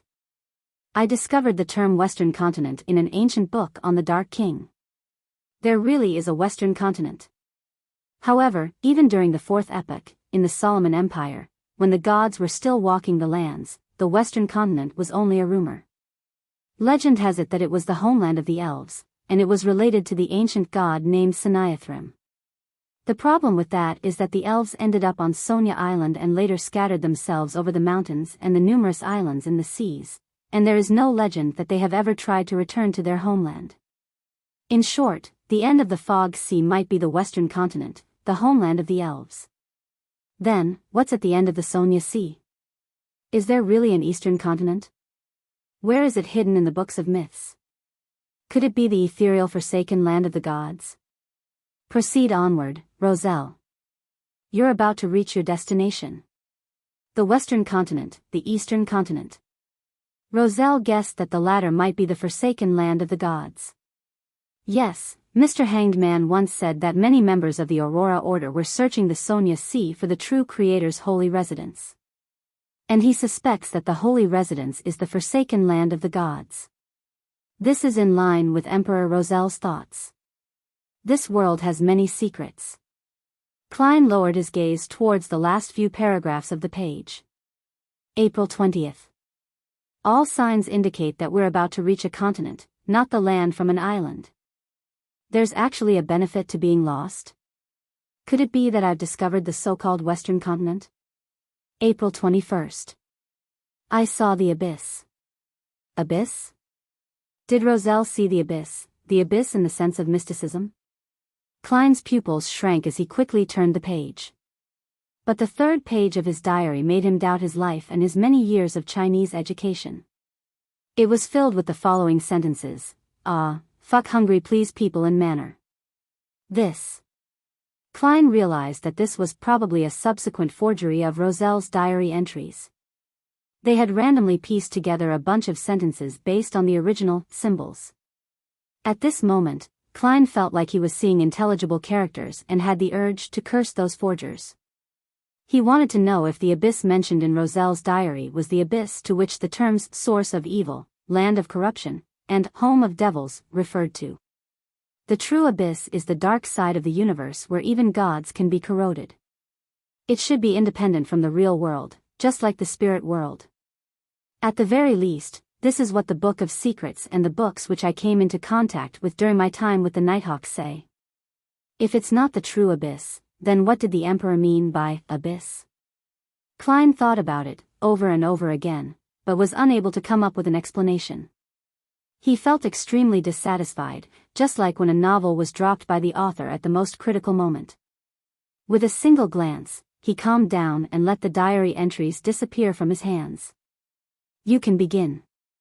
Sitting at the head of the long bronze table, he chuckled. Alger turned his head immediately towards the sun, asking indifferently, "Have you gotten anything from the former captain of that exploration team?" Chapter 392. Listening to Little Sun's story. Derek was originally anxious to ask about the fallen creator, but when he heard the hanged man's question, he answered honestly, "He's dead." "He's dead?" Justice, the hanged man, and the magician expressed their surprise at the same time. They really didn't expect this turn of events. After all, the former captain of the exploration team had been locked up for decades without any problems. Who would have thought that he would die right after they discussed about him? At this moment, aside from Mr. Fool, only the gloomy and reserved the world maintained his original state. Derek nodded and said, "Yes. After I returned to the City of Silver, I wanted to glean more information from the former captain using Mr. Hanged Man's suggestions, but he suddenly appeared behind me, asking me if I was looking for him." Upon hearing this, Audrey suddenly drew a short breath. Although the son obviously lacked the ability to tell a good story, his simple descriptions still gave her the feeling of reading horror novels late into the night. It was as if someone was standing behind her, also asking, "Are you looking for me?" Furs was as frightened as she was excited, having found the feeling she had as a child listening to her mother's recount of a ghost story. Despite covering her ears in fear, it felt like someone had possessed her and pried open the gaps between her fingers, allowing the voice to be transmitted into her brain. This passage can be written into a novel. As a best-selling writer, she had outstanding professional instincts. Alger, being experienced and knowledgeable, subconsciously asked, "Doesn't your City of Silver's dungeon have seals targeting rampagers? Is there no barrier between them? I remember that last time you said that there was a very powerful and mysterious item at the core." "Yes, but I don't know how or why he came to my room." He had completely lost control of himself, his head had split open in the middle and fluid kept flowing out. There were many cracks on his body, and each crack was a mouth, Derek said, describing the scene in passing. "Then, how did you survive? How did you escape from his, no, it's jaws?" Furs felt immersed, and it was also a question which Audrey was concerned about. Alger's reaction was very different from theirs. He thoughtfully murmured, "It doesn't make sense to put you, a person who only shows signs of losing control, next to such a dangerous fellow. From the looks of it, the upper echelons of your City of Silver, the members of the 6-member council, deliberately made you interact with him, hoping to gather useful information from him and observe any corresponding changes. So, which elder saved you?" Derek's mouth gaped a little, feeling as if Mr. Hanged Man had personally seen and heard everything that had happened. Just based on the situation I described, he was able to guess the truth. "How amazing!" Derek answered with admiration, "Yes, just as you said, the chief appeared just in time and used the mystical item to deal with the rampager." Noticing the respect and admiration from the son, Alger let out a chuckle. "It's quite an obvious case. As long as one is experienced enough, you'll easily be able to notice this." "I didn't think of it." Audrey muttered to herself, somewhat depressed. "I couldn't tell." Furs ran her hand through her hair, ashamed. "I didn't think in that direction." "The world," repeated Mr. Fool's sigh. After saying that, Alger frowned slightly and slowly asked, "You said that not long after you returned, the former captain of the exploration team lost control?" "He didn't lose control for decades, but he suddenly lost control after you returned?" At the same time, Mr. Hanged Man raised his head and looked at Mr. Fool. Seeing that Mr. Fool was very calm and without any hint of abnormalities, his mood immediately eased. All the uneasiness he had just now turned into questions. The Amon family is known as blasphemers. Could it be that that person discovered the Tarot Club and the secret above the grey fog, but he was easily finished off by Mr. Fool? Derek nodded seriously and said, I guess 2 reasons. One was because I chose the sun pathway, and you said that the Amon family was the descendant of an ancient sun god. The other reason is that he noticed that Mr. Fool was pulling me in to attend the gathering, so changes happened to him, and it was proven to be the latter. How was it proven? Alger pressed, leaving no stone unturned. Someone sensed that Mr. Fool was pulling him in to attend the gathering? Someone can really detect it? How terrifying. As expected of a blasphemer. Audrey was astonished and shocked. She couldn't help but glance at the end of the long bronze table, and she was immediately comforted by Mr. Fool's calm and indifferent attitude. It's just a trivial matter. To Mr. Fool, it's just a trivial matter. Audrey thought with joy and relief. So it turns out that someone is able to discover the Tarot Club's gathering. As expected, with so many pathways and so many sequences, there would always be a beyonder power that can detect this. But for me right now, this is a very bad thing. I'm still too weak. I have to advance my sequence as soon as possible. Furs was momentarily surprised and frightened. Derek truthfully described the events. I saw Amon's shadow when the rampager was finished off by the chief. It should be him. This is what he looks like. With the approval of Mr. Fool, Derek conjured a light screen depicting Amon. A black classic robe, a matching pointed hat, a crystal monocle, a broad forehead, a thin face, black eyes, black curly hair. Have any of you seen him before? Derek asked hopefully. The Hanged Man, Justice, the Magician, and the world shook their heads in unison. Without harping on the matter, Derek continued, Amon's shadow was eliminated by the chief with the help of the mystical item, leaving being a translucent worm. The chief told me that it was only an avatar of Amon. He explained to me the reason for arranging it, so I lived beside him. After confirming that I was fine, he allowed me to return home. I was a little afraid, unaware of any subsequent actions Amon might take. Therefore, the moment I reached home, I prayed to Mr. Fool. Wait, Alger interrupted the son with a frown. You said that you just experienced such a strange and terrifying incident, and the chief let you go home just like that? And the moment you returned home, you didn't do anything but first pray to Mr. Fool? Yes, Derek answered blankly. What's wrong with that? He found Mr. Hanged Man's attitude rather odd. Audrey vaguely felt that what the son had done wasn't right, but she couldn't immediately figure out what was wrong. She just believed that if she were in his shoes, she definitely wouldn't have done that. But at that very moment, furs had already covered her face. Too careless. I was like that in the past, and the price of that was to use up a stone on my bracelet and start bearing the curse of the full moon. The best-selling writer sighed in her heart. Alger glanced at Mr. Fool again.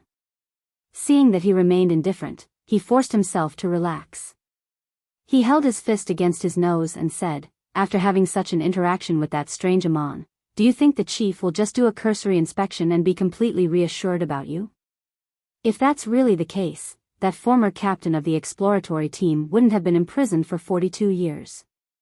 In my experience, the chief has definitely sent someone to secretly monitor you, and you've undoubtedly exposed your own uniqueness. Don't doubt this. If the chief isn't that careful, then there's no way your city of silver can last till this day under such abject environments. This. Derek's eyes widened, being even more convinced that Mr. Hanged Man was truly knowledgeable and that what he said made a lot of sense. The chief discovered something abnormal about me? So, that's why he had such an attitude when he heard my report? What should I do? What should I do? Derek immediately became nervous and frightened. Noticing his concern, Alger scoffed. However, you don't have to worry about it for now. I just thought about it. Even if your City of Silver's chief found out about your abnormality, he would only suspect that you were possessed by Amon, that you've been contaminated by him, and wouldn't think of the tarot club. You still have time, so you can slowly think of a way to resolve this problem. Derek calmed down a little and honestly said, back then, I really was possessed by Amon. What? Alger blurted out. He nearly left his seat, taking on a combat stance to fend off any accidents. Audrey and Furs immediately tensed up. Only the gloomy world showed mere surprise. Startled by the reaction of Mr. Hanged Man, Derek quickly added, Mr. Fool discovered it while I was praying. As he spoke, he conjured the scene which Mr. Fool had sent to him back then. Dressed in a pointed hat and a crystal monocle, Amon's illusory figure was coiled around his spirit body like the ghost of a python. Seeing Justice and Magician trembling from the bottom of their hearts, the Hanged Man immediately pressed on, what happened next? Later, Mr. Fool taught me a ritual. Through the ritual, he sent his angel to purify Amon's avatar, Derek replied without embellishing or simplifying anything. Angel? The Hanged Man looked in shock at the end of the bronze table. He hurriedly lowered his head when he realized that his actions were impulsive and impolite. Angel? Audrey was momentarily left dazed. Chapter 393, The Worm of Time. After a brief moment of blankness, Audrey quickly understood what the son was saying. He was saying that Mr. Fool had sent his angel to purify Amon's avatar. Angel. Mr. Fool sent an angel. Mr. Fool really has an angel as an attendant. Every angel has at least the power of a sequence too. Although that's expected and I've already expected it, it's still amazing because it has finally been verified. And only deities can control angels. Audrey's eyes shone with excitement. She couldn't help but wonder what Mr. Fool's angel looked like. I wonder if I'll be lucky enough to see that. She looked towards the end of the long bronze table with admiration and zeal. At the same time, her spiritual perception told her that Mr. World, who was always gloomy, had also sat up straight in shock, which pleased her inexplicably. Furs recalled what had happened to her previously.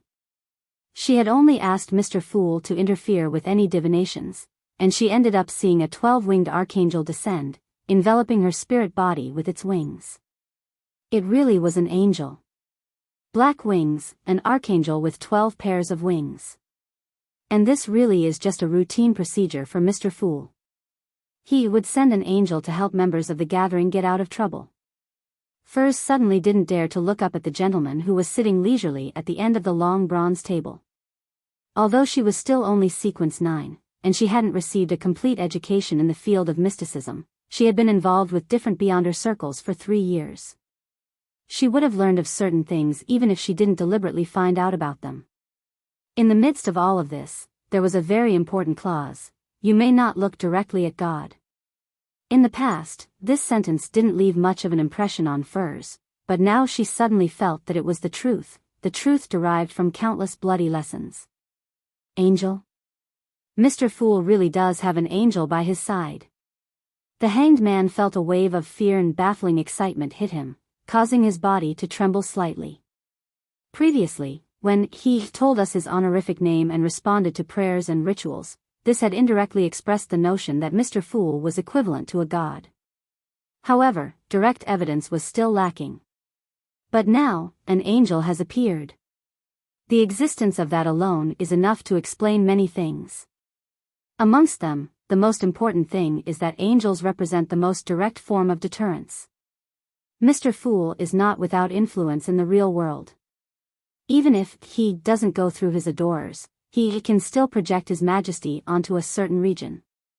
Alger immediately thought of many things. He broke into a cold sweat for his shallow actions in the past while feeling filled with hope for the future. Immediately following that, he started to think about the details of what the son had said. Mr. Fool didn't let the angel descend directly. Instead, he taught the son a ritual. Through that ritual, he sent the angel to purify Amon's avatar. That's quite a roundabout way of doing things. Does this mean that in order to influence the real world, Mr. Fool must break through many obstacles? This is consistent with my earlier judgment that he is in a sealed and confined state. Or perhaps there's something special about the forsaken land of the gods. The reason why Mr. Fool didn't act like this before was because he has escaped a little. He is gradually freeing himself. Sitting at Mr. Fool's seat, Klein slowly looked around. He was obviously aware of Miss Justice's reverence and zeal, as well as the fear and excitement of the hanged man. Weren't you always treating me like a god in the past? Why are you acting like this after hearing about the angel? It seems like indirect evidence ultimately cannot be compared to the shock and awe delivered by direct evidence. If a new member were to question me in the future, would make preparations in advance for the world to step forward and say something. Then, would casually point my finger and kill him as an example to others. Once things calmed down, I would make anew the world. Klein's thoughts gradually wandered. Derek didn't quite understand the reactions of Mr. Hanged Man and Miss Justice. From his point of view, wasn't it normal that an angel served a god or a mighty existence? After pondering for a few seconds, he said, after Amon's avatar was purified, I coughed out a worm that was exactly identical to the one in the dungeon. Do you know what it is? With the help of Klein's help, the sun successfully conjured a projection of a translucent worm with 12 transparent rings. Audrey and Furs looked over curiously. At the same time, they shook their heads, indicating that they had never seen or heard of this kind of worm. 12 rings. In the Book of Secrets, all similar symbols have something to do with time. The Amon family was descended from an ancient sun god, and in ancient times, people believed that the sun and time were related. This can barely be considered an explanation and can be verified from two angles. However, why is it that the current eternal blazing sun is the inextinguishable light, embodiment of order, god of deeds, and guardian of businesses, but he doesn't seem to be involved in the domain that deals with time? In order to maintain his image as the fool, Klein was in no hurry to answer. He smiled, his gaze warm. Alger thought for a moment before saying, it should be the vessel that Amon created for his avatar. In legends, there is a type of worm that looks similar, appearance-wise. They have 12 transparent rings and are called worms of time. However, no one has ever seen them before. Many people suspect that it's actually the name of a sequence potion. Worm of time. So it's very close to my guess. Although this is just a legend spread among Beyonders at the middle echelons of particular churches and above, the information itself is of great value. Is Mr. Hanged Man saying this out loud to let others know this because he has been rewarded, having learned a lot of important information from the sun? Klein felt wistful and amused at the same time. Worm of time. The vessel that Amon created for his avatar, Derek whispered to himself, as though he had resolved many of his doubts. He curiously asked, what can it be used for? I mean, when it's dead. I don't know. Faced with the sun's trust and respectful gaze, Alger suddenly felt a little ashamed. At that moment, the fool, who was sitting at the very end of the long bronze table, spoke calmly, the main material of certain rituals. This was what Klein had surmised from the contents of the Book of Secrets. However, he wasn't worried that he would say anything wrong, because it was almost impossible to prove it.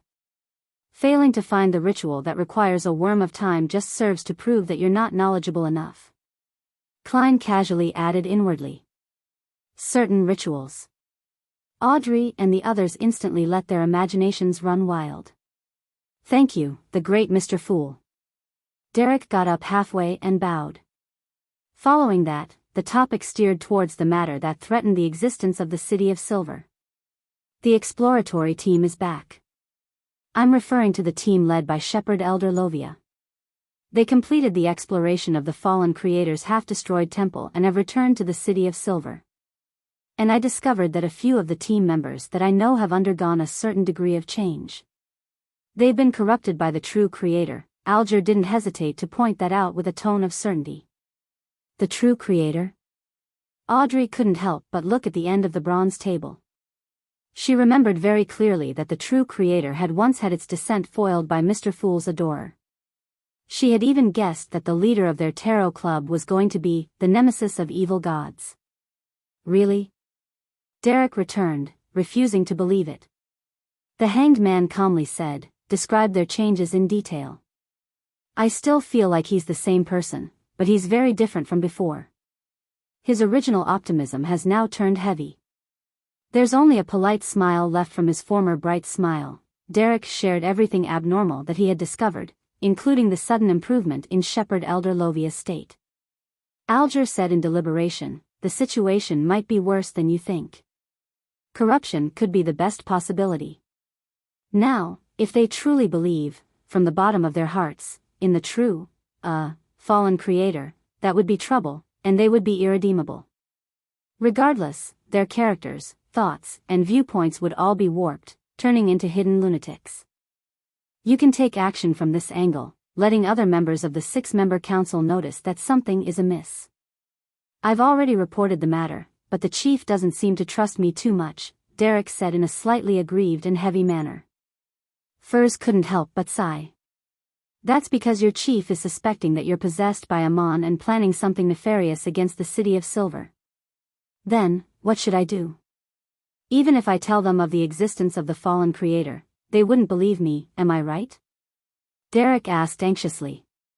The Hanged Man pondered for 2 seconds before saying, "In truth, your chief should have begun paying attention to the Shepherd and the exploratory team members.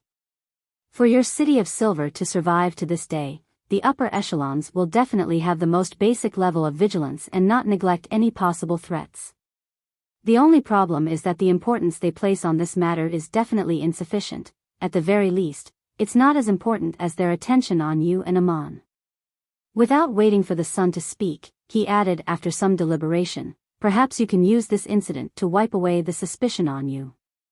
Find an opportunity to make a particular exploratory team member to show the most thorough extent of an abnormality and enter into a conflict with him. That way, the other members of the 6-member council will notice that something isn't right and raise the priority on this matter.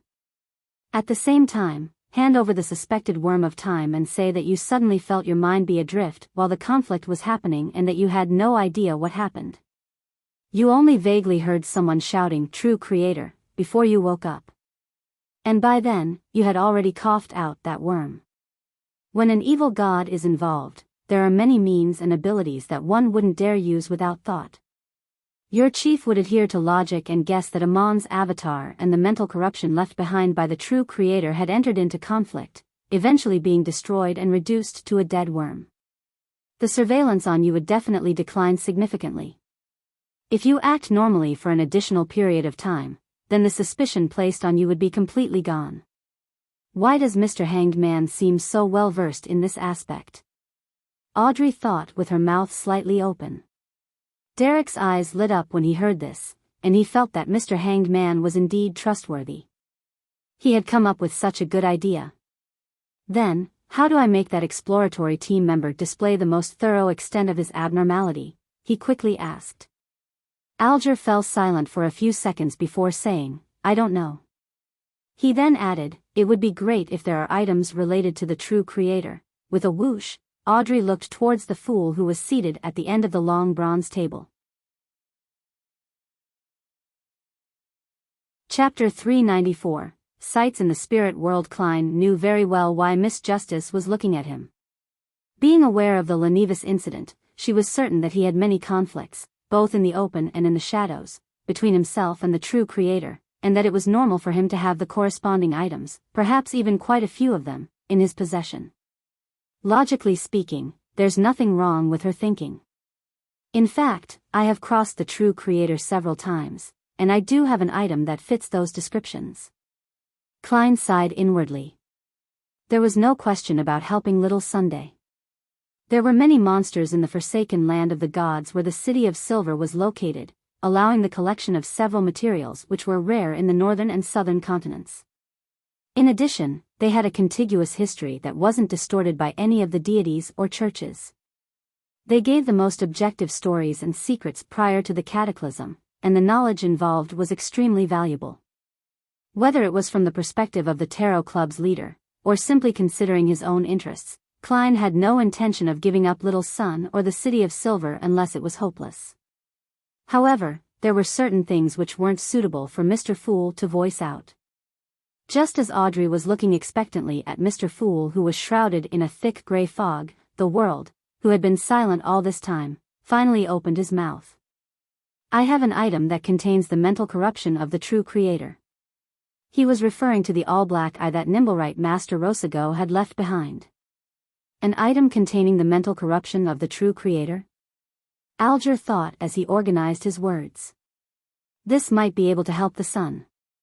Once those exploratory team members, whose thoughts and viewpoints have been warped, sense the mental imprint of the true creator, there's a high possibility that they will mutate right on the spot. The world looked at the sun and laughed hoarsely. Kid, I can lend you that item, but what will you be using to pay for it? Having seen hope, Derek's mind raced, suddenly remembering what had happened during previous gatherings, and quickly said, I can help you find the characteristics of the human skin shadow, the mutated pituitary gland and blood of a thousand-faced hunter. I can also attempt to obtain the method to removing the mental corruption on an item left behind by a rampager. Whichever I get first will be used as payment. Out of all of the options, the human-skinned shadow was relatively easy to encounter. It was one of the scarier monsters in the depths of the darkness. At this moment, Derek wasn't considering whether the exchange was of equal value or not.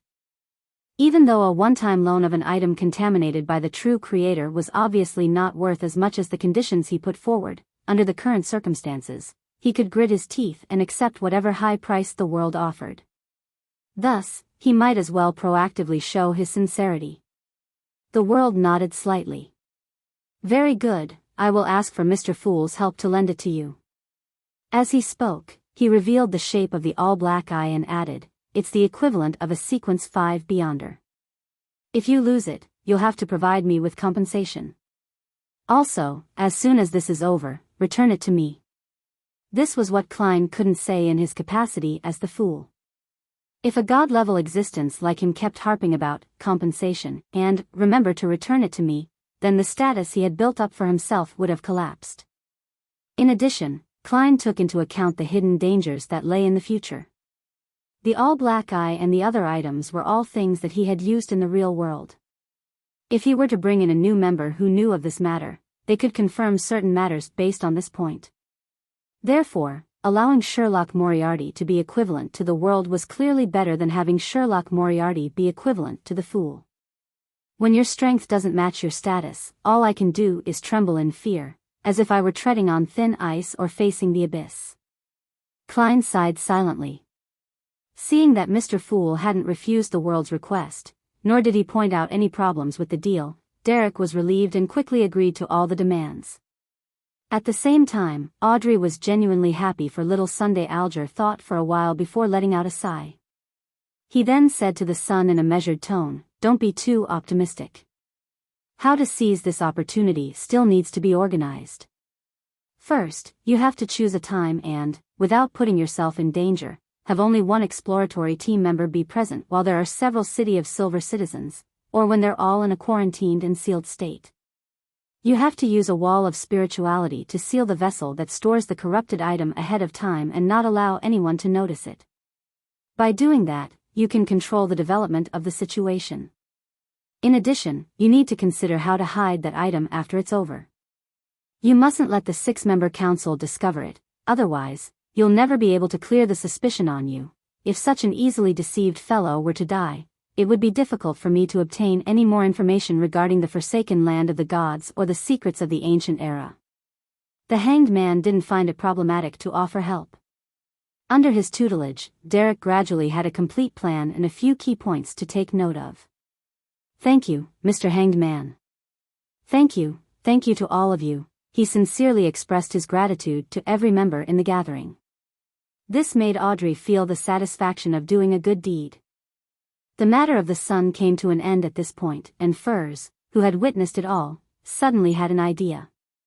She ruffled her slightly curled long hair and said, I wish to know which family the apprentice pathway belongs to. I'm willing to use one of the chapters in the sites in the spirit world as a barter. Although the content is considered the ravings of a dreamer, many of the things described in it are true from my experiences into the spirit world. The Sights in the Spirit World was one of the mysticism notebooks that Mrs. Alyssa had left her. The logic of the content was incoherent, absurd, and just reading it alone left one irritable.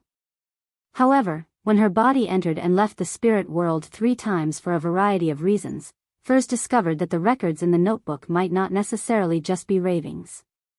Sights in the spirit world? Klein leaned back slightly as he controlled the world to answer before the Hanged Man. I know the answer, and I can give you some of the corresponding information for free. He knew very well that the Hanged Man could also answer the magician's questions. It's bad to have competition, that's why you need to combine it with free gifts. Klein silently lampooned. All right. Furs felt a surge of joy. She discovered that the Tarot Club really was much more high-end than the other Beyonder circles that she had participated in before. Many difficult questions could be answered here. At this moment, the world asked in a low voice, do you want to hear the answer for yourself or have everyone else hear it too? Furs pondered for a few seconds, then caught Audrey and the others by surprise with her answer. Just say it out here. In her opinion, the answers to her own questions were of little help to others, and it didn't matter if they found out, and if Mr. World had left something out, or gave an incomplete description, and someone else happened to know the corresponding content, then she would be able to use the same sites in the Spirit World chapter to obtain the full picture. She believed that it was more important that way. The world wasn't surprised and said in a low and hoarse voice, in the 4th epoch, the apprentice pathway was wielded by the Abraham family. Later, it was spread to the Tamara family, which had been in marriage alliances with it for extended periods of time. In the 5th epoch, which is the present epoch, the Theosophy order also has the apprentice and trickmaster potion formulas. They're widely believed to be related to the Abraham and Tamara families. Of course, there are also people who suspect that the Theosophy order is actually a guise of the Demonist sect. Considering that Miss Magician had already met with members of the Abraham family, Klein added via the world, it is said that the Abraham family has suffered a bloodline curse all this time. They have no choice but to take up residence separately from each other in order to avoid danger. Bloodline curse? Furs's eyes widened as she thought of her encounters. Mrs. Elisa's husband belonged to the Abraham family, and that Mr. Lawrence is also a part of the Abraham family? Is that why she said that as long as one isn't a member of the family clan, they wouldn't suffer the curse? However, I used the bracelet, and it belongs to the Abraham family? Once again, regret gnawed at her soul. This was the first time that Alger and Audrey was hearing about the bloodline curse of the Abraham family. Both of them had their own thoughts, so no one spoke up for a short period of time.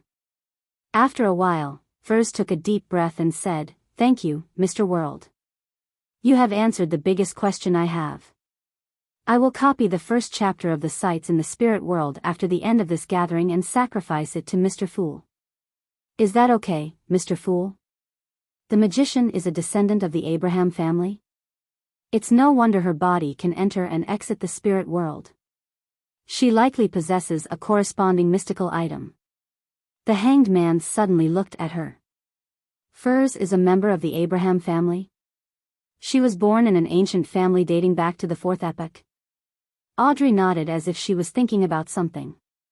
After receiving a positive reply from Mr. Fool, Furs relaxed and began mentioning her desire to buy the Beyonder ingredients, stomach pouch of a spirit eater and the blood of a deep-sea marlin.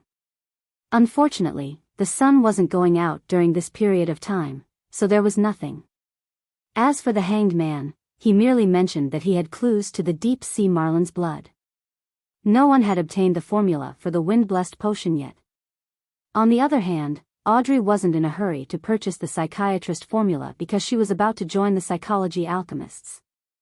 Klein originally wanted to sell either the werewolf Beyonder characteristic or biological poison bottle, but after considering the latter's compatibility with his spirit body state and the current financial situation of the members, he temporarily gave up on that idea. The transaction segment quickly ended, and the gathering reached the stage where each of them could share information they had heard about. Audrey slowly looked around and said with a slight smile, "Last week, an interesting case happened in Backland. The protagonist is called the Hero Bandit Dark Emperor." Chapter 395, The Sheriff Beyonder Characteristics Dark Emperor. The Hanged Man, who was casually listening to Miss Justice, suddenly raised his head. His gaze suddenly became sharp and piercing. He had just learned that the card in Mr. Fool's hand was one of the cards of blasphemy created by Emperor Roselle. The name of the card was Dark Emperor. Does this have to do with Mr. Fool? Alger quickly glanced at the end of the long bronze table, before immediately lowering his head. If it was really done by Mr. Fool's adorer, this definitely isn't a simple matter. Alger listened attentively to Miss Justice's subsequent descriptions. Furs, who had long since learned of this from Zio and had some predictions about it, also gave the fool a glance.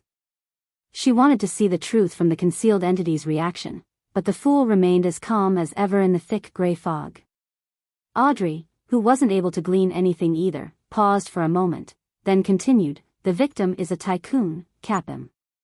Many rumors point to him being the biggest human trafficker in Backland. Hero bandit Dark Emperor infiltrated his villa and robbed him of his life, rescuing many innocent girls who were locked up in his underground dungeon. When Capim's corpse was discovered, it was covered with a deck of tarot cards. His face was covered with the cards, Judgment and the Emperor." She didn't mention the safe as she found it unimportant. Covered with tarot cards? Is that the symbol for when our tarot club takes action? Wait a minute, a human trafficker? Alger sharply noticed a phrase. He turned to the end of the long bronze table and humbly asked, "Mr. Fool, is Capim related to the disappearance of the colonial slaves?" The latter was a mission had been assigned to him by the Church of the Lord of Storms, and he had formerly targeted a suspect named Balin and had asked Backland residents, Justice, the Magician, and the world, to keep an eye out for him. As a result, upon hearing the word human trafficker, Alger intuitively believed that it had something to do with the disappearance of many tribes on the southern continent and the flight of many slaves from many islands in the Sonia Sea. He felt that only a matter such as this, which seemed to hold some secrets, could interest Mr. Fool. Of course, it cannot be ruled out that it was an independent act by Mr. Fool's adorer. He couldn't possibly be waiting for everything to be arranged like a manipulated puppet. Alger thought. Capim has something to do with the recent disappearance of the colonial slaves? On second thought, that's not a possibility that can be eliminated. There were 4 Beyonders in his villa, and that in itself isn't normal in the first place. Even if a tycoon like him were to hire Beyonder bodyguards, then he would only be able to get a sequence 7 and 2 sequences 8s or 9s at most. Back then, Horus, together with his mystical items, was equivalent to a sequence 5 expert. The hanged man's words jolted Klein's thoughts as he felt that the matter could vaguely be linked together. However, he wasn't sure about his theory, and he could only disregard the hanged man's question. He chuckled and said, "My adorer made some minor contributions in this matter." As expected. Audrey's eyes shone brightly as she cheered in her heart. As expected. It's the first time that I encountered anything to do with the tarot club in real life. Furs was half happy and half wistful. Alger believed that Mr. Fool's words were an indirect confirmation of his conjecture. Capim was definitely not a simple human trafficker. Otherwise, he wouldn't have caused a hidden existence's adorer to take action. Therefore, there was a strong correlation between the human trafficking and the disappearance of the slaves. Both were matters that weren't simple. Without waiting for Miss Justice to speak, Klein lightly tapped his finger on the edge of the ancient long table and leisurely added, "He obtained 2 Beyonder characteristics from this matter and wishes to sell them as quickly as possible. The 2 characteristics correspond to sequence 8 Sheriff, and the other is sequence 7 Interrogator." Sheriff, Interrogator. Aren't those from the Arbiter pathway, which is controlled by the Augustus family? Only members of the royal family, ancient nobles, and the military could possibly acquire them. Capim had one of them backing him? Not excluding the possibility of the Fenapotter Kingdom's Castilla family. Alger frowned, feeling that the disappearance of the slaves wasn't as simple as it seemed. Audrey's thoughts were similar to his. She had never thought that the Beyonders at Capim's villa would be from the Arbiter pathway. It's impossible that the faction in control of the corresponding formulas would collude with a human trafficker like Capim. Audrey pursed her lips slightly, puzzled and confused. Sheriff? Furs, who knew that her good friend, Zio, was saving up for the potion ingredients for this sequence, sat up hurriedly and asked in puzzlement, "Mr. Fool, what are Beyonder characteristics?" "That's not what I expected." "Shouldn't you directly ask me how much it is?" "That's right, I don't think I've ever told Miss Magician about the law of Beyonder characteristics, indestructibility and conservation." Klein was taken aback for a moment, and then he began to consider his tone. And at that moment, Audrey spoke out on his behalf. "Mr. Fool, may I answer the question? The corresponding payment shall be paid directly to you." She and Furs are friends, and she had volunteered out of the fear that Mr. Fool wouldn't share that knowledge again. "No problem." Klein smiled in response. "Miss Justice is always able to worry about the things that trouble me." He sighed with emotion inwardly. Phew. Audrey breathed a silent sigh of relief and turned to face Furs.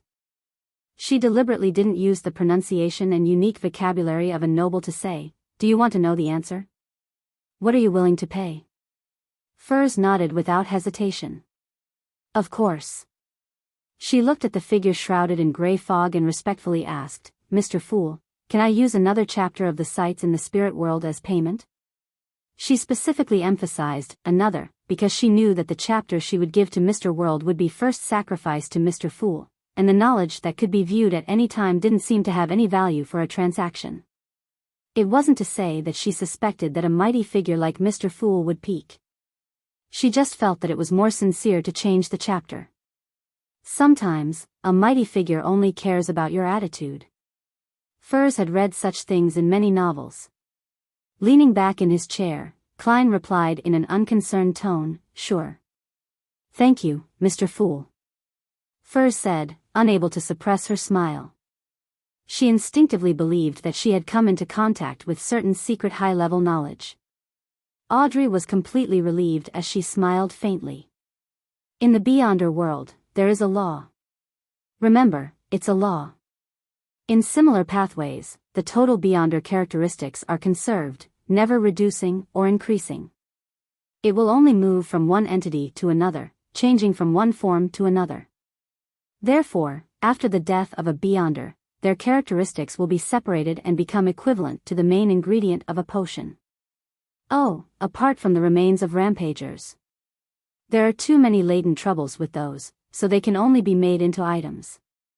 After the death of a Beyonder, their characteristics will be separated and become equivalent to the main ingredient of a potion? In that instance, it was as if lightning flashed through Furz's mind, allowing her to understand many things. It turns out that the remains Mrs. Alisa left me was her Beyonder characteristic. It turns out that in the eyes of others, every Beyonder is equivalent to walking ingredients. That's really dark. Furs clenched her fists tightly, feeling that the Beyonder world was essentially filled with madness.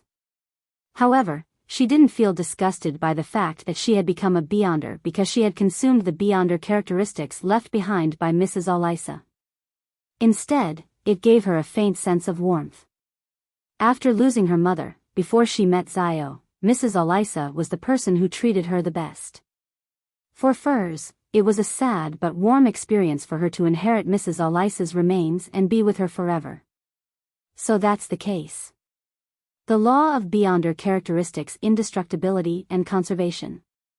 That means the characteristic left behind by a sheriff Beyonder is equivalent to all the main ingredients. Furs asked an additional question to verify her thoughts. Yes. Audrey also thought of Zio. Furs immediately stood up and bowed to the mysterious existence that was looking down at everything. "Mr. Fool, can you get your adorer to reserve the sheriff's corresponding Beyonder characteristic? I wish to buy it, but I temporarily lack the funds. Please give me another week, is that fine?" "Sure." Klein took on an attitude as though he didn't care. Furs heaved a sigh of relief and quickly asked, "How much does your adorer wish to receive in gold pounds?" "The price of a corresponding sequence 8 Beyonder ingredient is around 300 pounds. Klein smiled. 600 pounds. After naming the price, he immediately switched topics, showing that he didn't care about a sequence 8 Beyonder characteristic. He looked around and conjured a few goatskin parchments. "This is the meaning of a portion of Roselle's secret symbols. It's considered free knowledge, making it easier for you to collect the diary entries in the future. The information included numbers and dates. The reason why Klein had taught the members of the Tarot Club this information was that he was afraid that they would later end up buying counterfeits. With the knowledge of dates, they'll be able to eliminate most counterfeits. Klein chuckled inwardly. Audrey and the others were pleasantly surprised, never expecting to gain such knowledge. Although they had already discovered that the secret symbols on the goatskin were the simplest ones, they all believed that this was a good start. With a first time, there would be a second time and a third time. After a short exchange, Klein said in a gentle tone, "Let us end today's gathering here. By your will." Audrey, Alger, and the others stood up at the same time and bowed. The crimson rays of light dissipated, and the ancient palace above the gray fog returned to its former tranquility. Only Klein was left sitting alone on the high-back chair belonging to the Fool. Chapter 396, Pure Light Brotherhood. After returning to the real world, Furs sat at her desk and lost herself in thought about the Abraham family for a while. She had a whole new understanding of the few words mentioned in the mysticism notebook she had. So that's how it is. It's no wonder Mrs. Alisa didn't wish to inform Mr. Lawrence of her and her husband's death. Now that I think about it, the Abraham family is really pitiful and sad. Furs muttered a few sentences to herself before rummaging and taking out sites in the spirit world from a pile of ordinary books, in preparation to copy the first and second chapters. For this, she entered cogitation and adjusted her breathing in order to be in her optimal condition. Otherwise, just copying the contents of sites in the spirit world would bring her mania and confusion. The words clearly didn't have any spirituality, but once they were combined together to describe those ridiculous scenes, it was as if they had the ability to affect her emotions. I need to take a 5-minute break after every 5 minutes of copying it. I don't want to lose control because of this. Furs took out her small, intrinsic pocket watch and placed it diagonally in front of her desk. In the Berg household in the City of Silver. Derek woke up as a flash of lightning which illuminated everything flashed in his eyes. He looked around, but he didn't feel like he was being monitored. But the hanged man's precise description of the prior events, through reasoning and his deep confidence, convinced him that his conjecture was correct and that there had to be one or more beyonders with particular powers that were secretly monitoring him at that very moment. Besides, Mr. Fool didn't deny it. Derek got out of bed and stretched his body like he usually did. During this process, the analysis and suggestions that the hanged man had given him rapidly surfaced in his mind. Up till now, no one has come looking for you or has chosen to throw you into the dungeons. That's enough to tell us that your chief and the other elders of the 6-member council are still leaning towards observing. They wish to find a way of evacuating the entire City of Silver out of the Forsaken Land through Amon, the first person they've encountered in more than 2,000 years. So, if you don't do anything out of line, they definitely wouldn't rouse you so that Amon wouldn't notice anything amiss. As such, their surveillance wouldn't be too close, physically, at least not when you're awake. And because of this, they probably didn't discover that you've already coughed out that worm of time. Their subsequent reactions are enough to indirectly prove this. Similarly, they should only be able to observe what kind of ritual you held, but they won't be able to figure out who you're praying to. If it were me, I would definitely suspect that it was related to Amon. Due to the above reasons, you can openly hold the bestowment ritual. After all of this, you can push the blame onto Amon.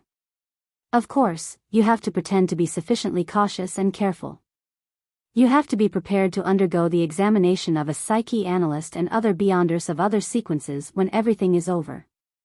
Regarding this matter, you can seek Mr. Fool for help. With the hanged man's suggestion, Derek walked around the table twice, carefully closed the window, lit a candle, and set up a bestowment ritual. Above the gray fog, within the towering, ancient palace, Klein was staring idly at the stone pillars that supported the dome, feeling that the building he had willed resembled an Athens temple. Is it because of my own subconscious? His thoughts wandered. At that moment, the dark red star corresponding to the sun began to emit light, and it quickly dispersed the ripples to form an illusory and mysterious door. Above the gray fog, a small amount of power was stirred up as it flowed like water. Upon hearing the stacked pleas, Klein lowered his head and looked at the all-black eye placed in front of him.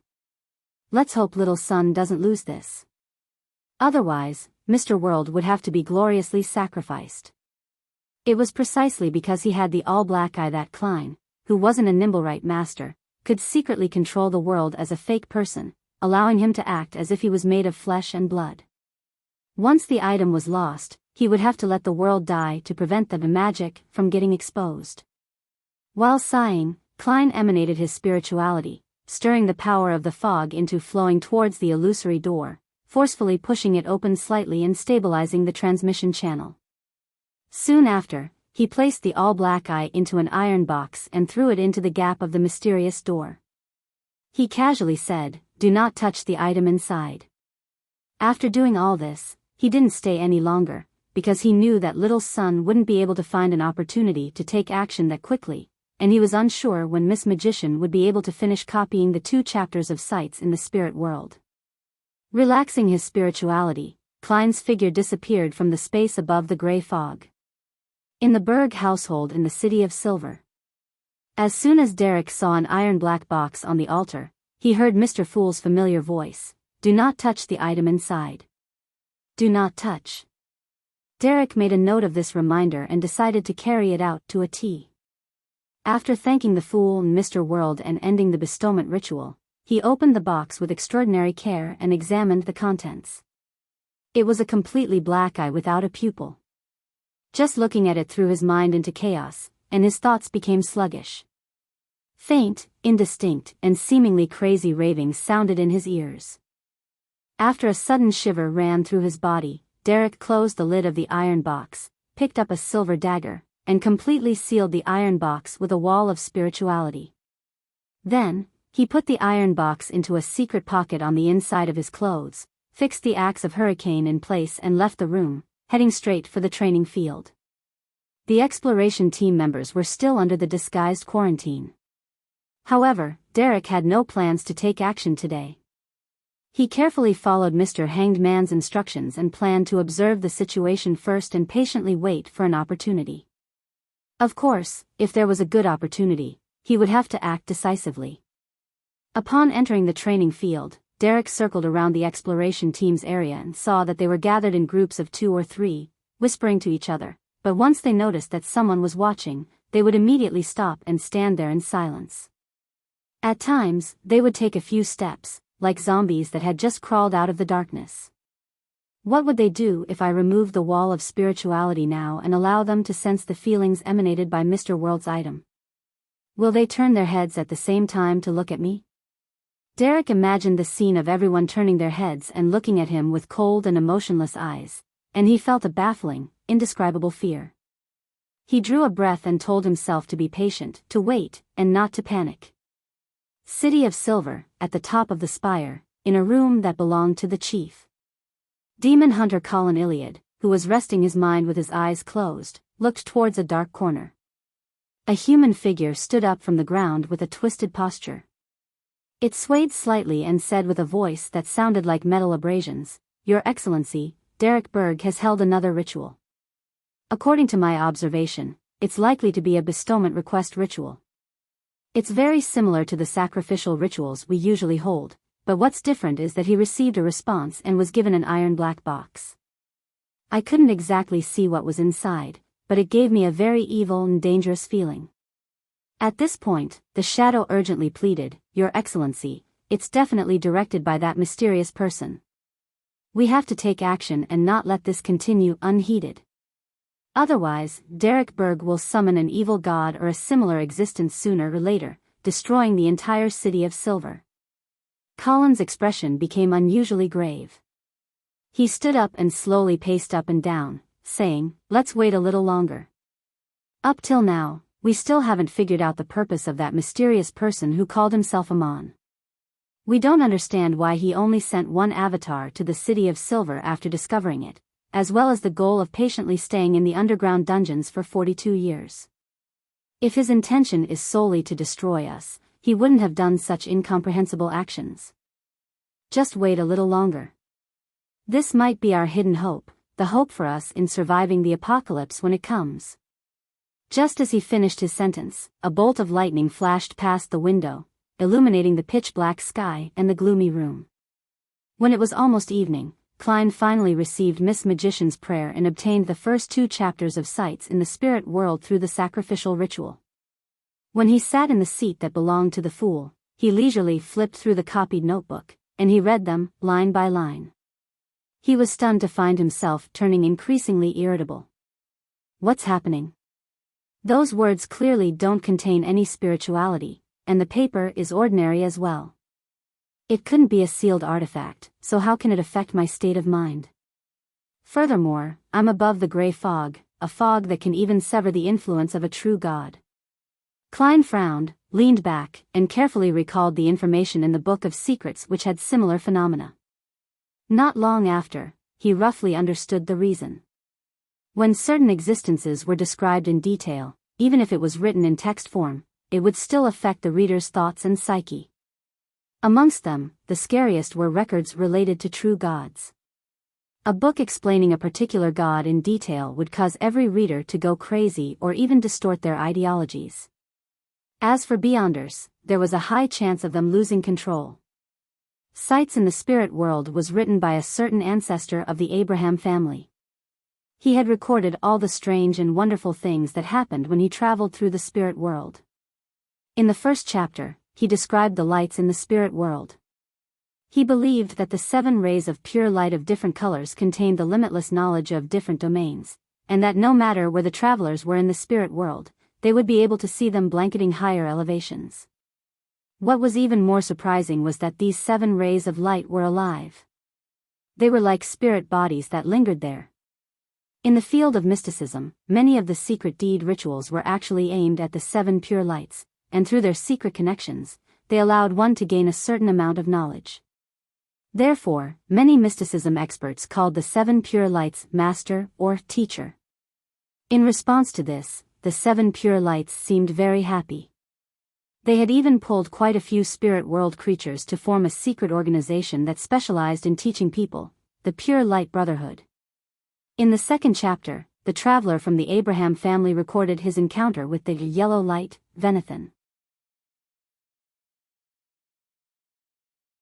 Chapter 397, Apocalyptic Prophecy. Relying on the power of the mysterious space above the gray fog, Klein quickly recovered a good state of mind and continued to read the second chapter of the Sights in the Spirit World.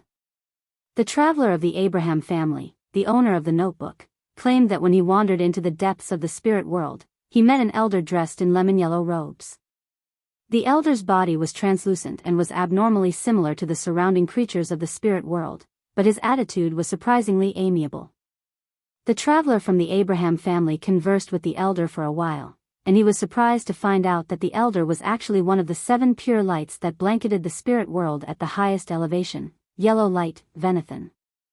Venethan told the traveler of the Abraham family that his own characteristics were reason and adaptation, that he was the symbol of astromancy, and that his corresponding gem was emerald.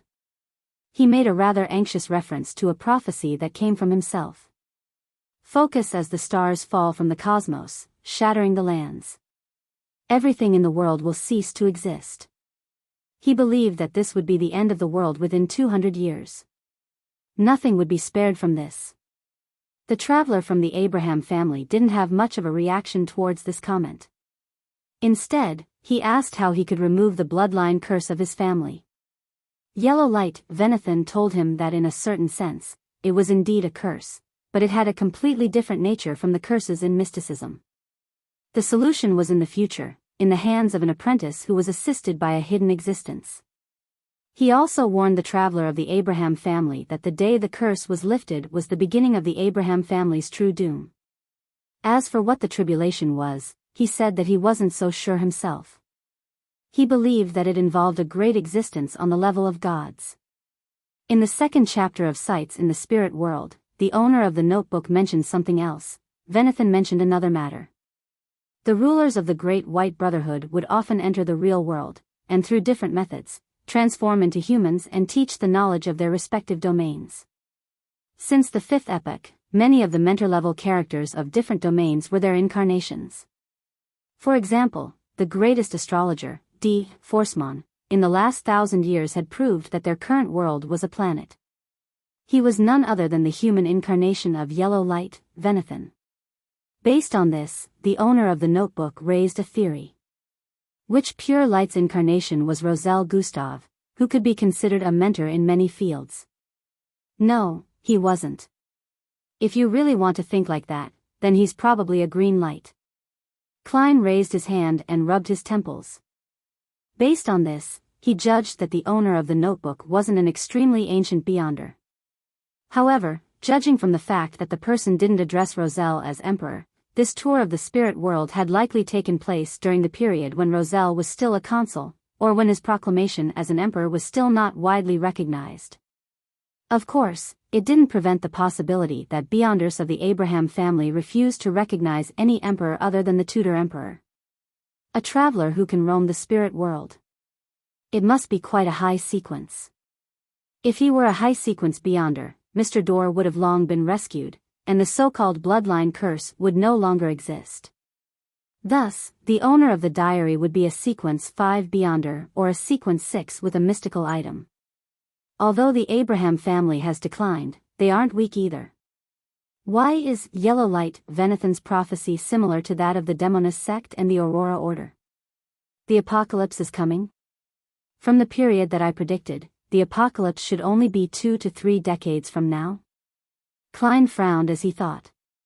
Roselle became consul in 1173, and it was currently November 1349, 176 years away, and yellow light Venethan had predicted back then that it would be within 200 years. Considering the fact that Klein had only made an estimate of the period interval, it was possible that he was 24 to 50 years from the apocalypse. Roselle proclaimed himself as emperor in 1192 and was assassinated in 1198.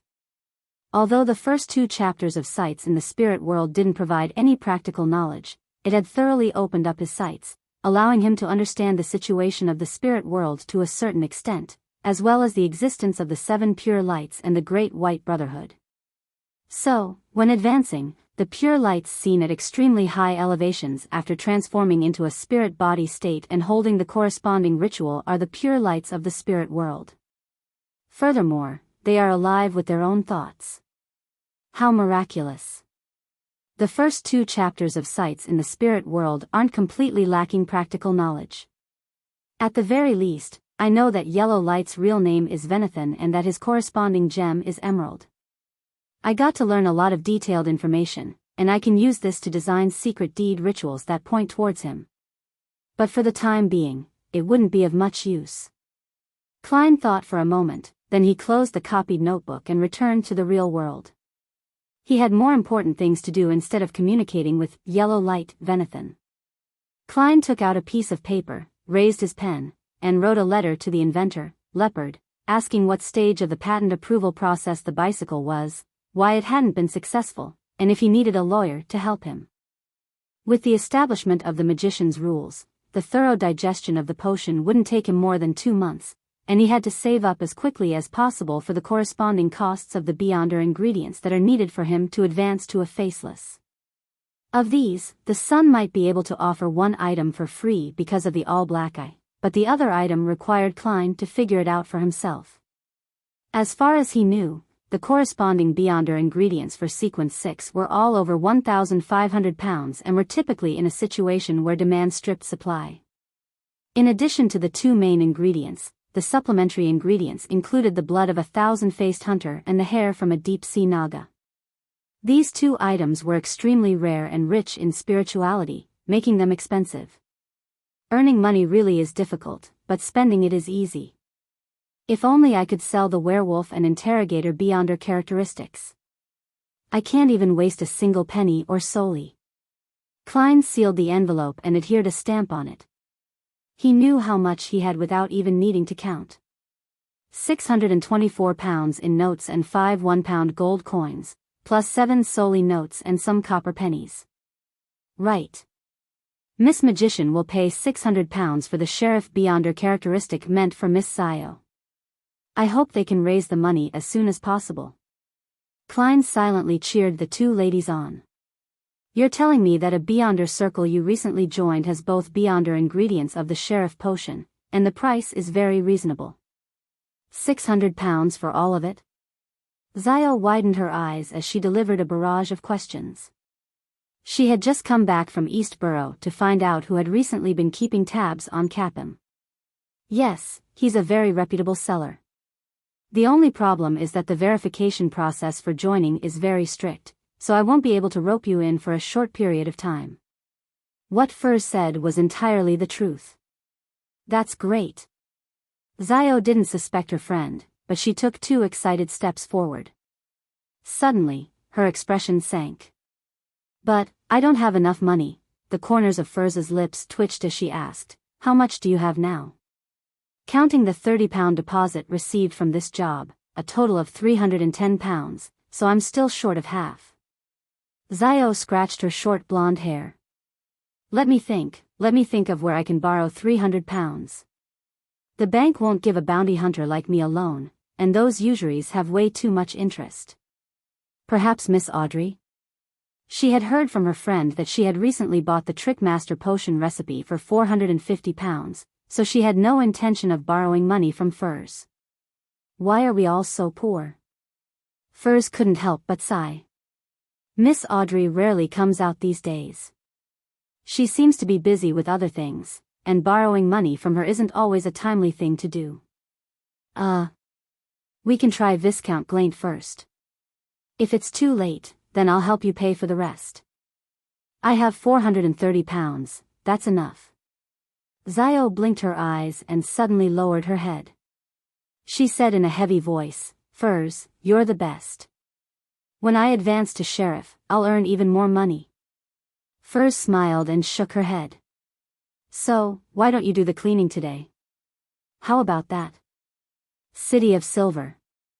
Derek left the training field and returned home. He had just inquired about when the exploratory team members would be released from quarantine, and he had received the answer, when the lightning comes today.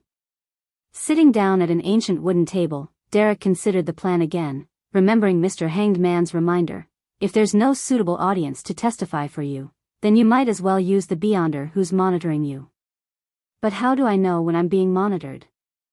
Mr. Hanged Man said it with great certainty, but he wasn't detailed enough. Many questions arose in Derek, but he couldn't find a way to verify them. Although he felt embarrassed to ask Mr. Fool for guidance on this question, upon considering the fact that this matter was related to the survival of the City of Silver, he mustered his courage. He spoke the name of the Fool in a low voice, and he briefly described the difficulties he had encountered. After a while, he saw Mr. Fool sitting in the middle of the endless gray fog. He heard a concise reply, touch the item in the iron box. Do not exceed 3 heartbeats. Prepare yourself in advance.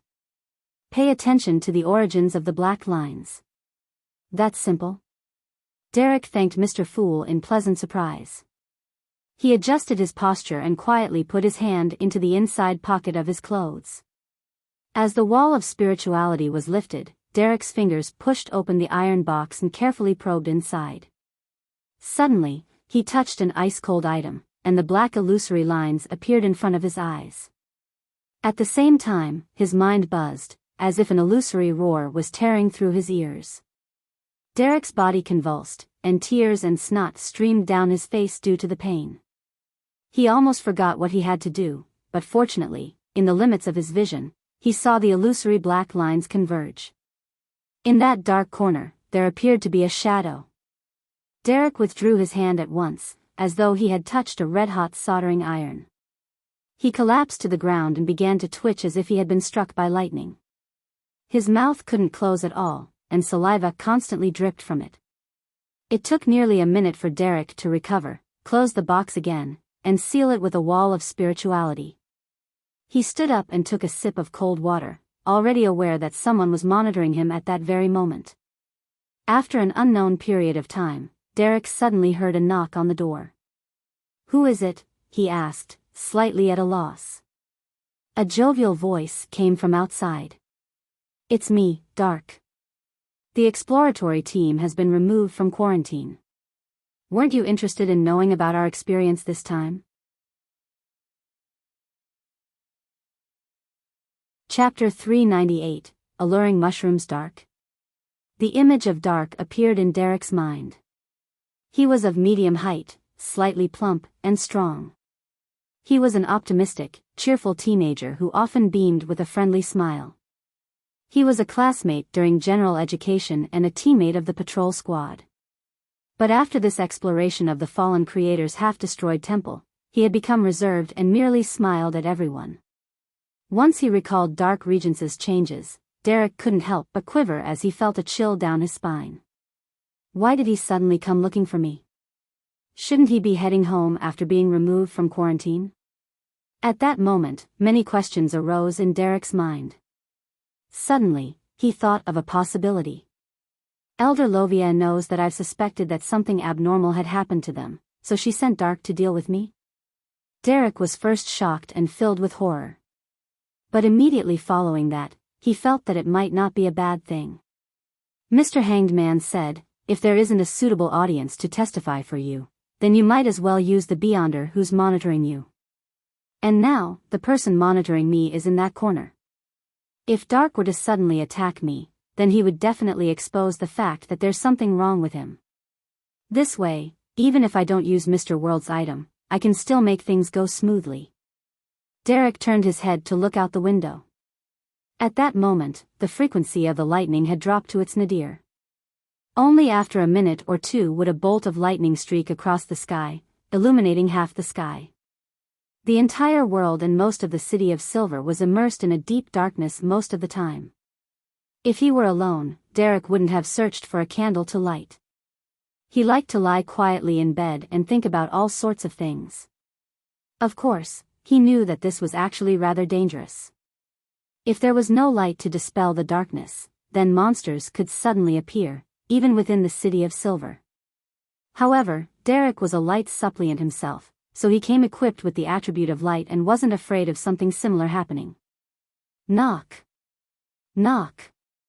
Knock. Dark knocked 3 more times, as if urging the master of the house to open the door.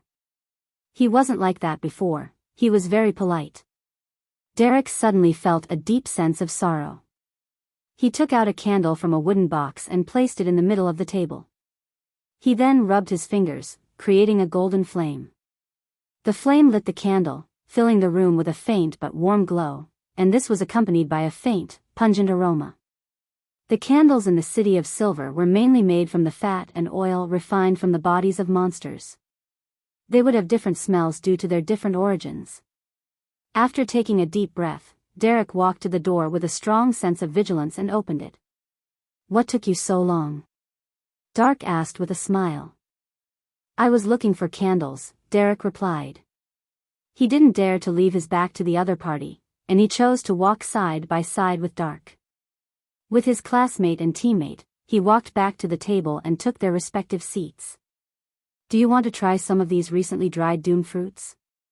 Dark asked with a smile as he removed a small cloth bag from his waist. Doom fruits were one of the very rare snacks in the city of Silver. It came from a plant called the doom blood vine, a type of organism that didn't need light to grow. It grew by absorbing the nutrients from rotten corpses. It had a tendency to attack and was considered quite a common weak monster.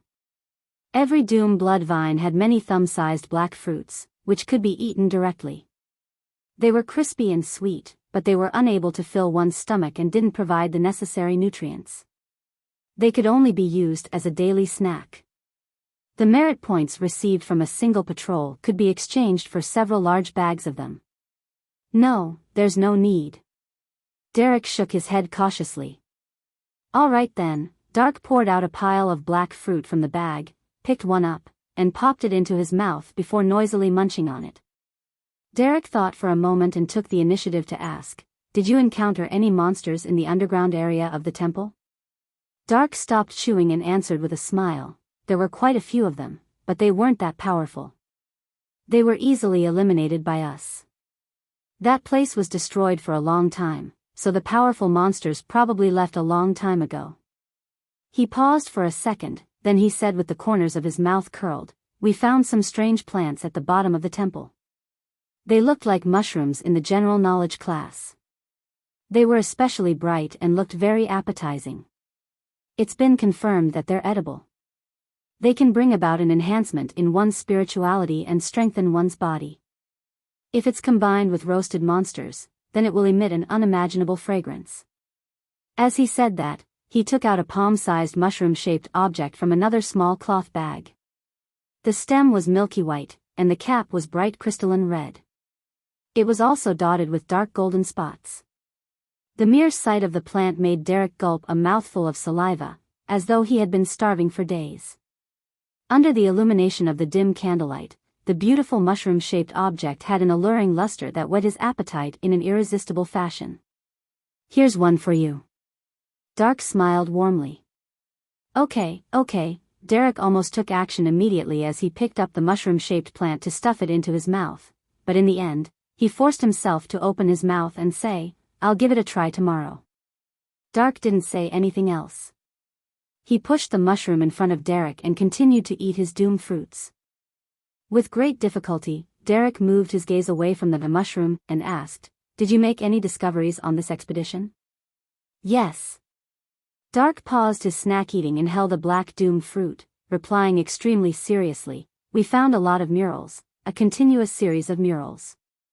"Do you remember that statue in the temple?" "Yes." Derek shot a glance at the mushroom and nodded. A huge cross with a naked man nailed to it while hanging upside down, and its surface was deliberately smeared with a lot of blood. Dark fiddled with the doom fruit in his hand and said, "The newly discovered murals tell us that the builders of the temple believed that the statue represented the Lord who created everything, the omnipotent and omniscient God.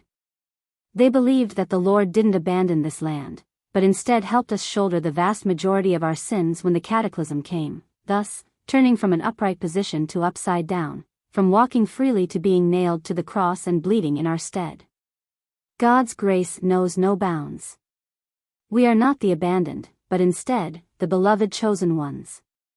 Without the Lord bearing our sins and shedding blood in our stead, the city of silver would have been destroyed long ago. Humans would have long ceased to exist. But, in the outside world, in the lone kingdom where Mr. Hanged Man, Miss Justice, and the others are located, there are no curses, no extreme darkness, no monsters lurking in darkness. We aren't the chosen ones who are beloved." Derek silently retorted inwardly. "If that's true, then we just need to change the symbols and the corresponding honorific name during a ritual, and we can receive the Lord's response again," Dark went on, describing the murals under the temple and speaking of his speculations. As this went on, Derek found it increasingly difficult to resist the temptation of the mushroom. "No, I mustn't eat it. If I eat it, I might end up like Dark and the others, completely corrupted by the fallen creator and become a fanatical believer. Even if there's someone monitoring me, they wouldn't notice anything amiss." Derek felt a surge of horror that he had to do something to extricate himself from the situation. Chase Dark away and return the mushroom to him? However, this is equivalent to giving up on this opportunity. Opportunity.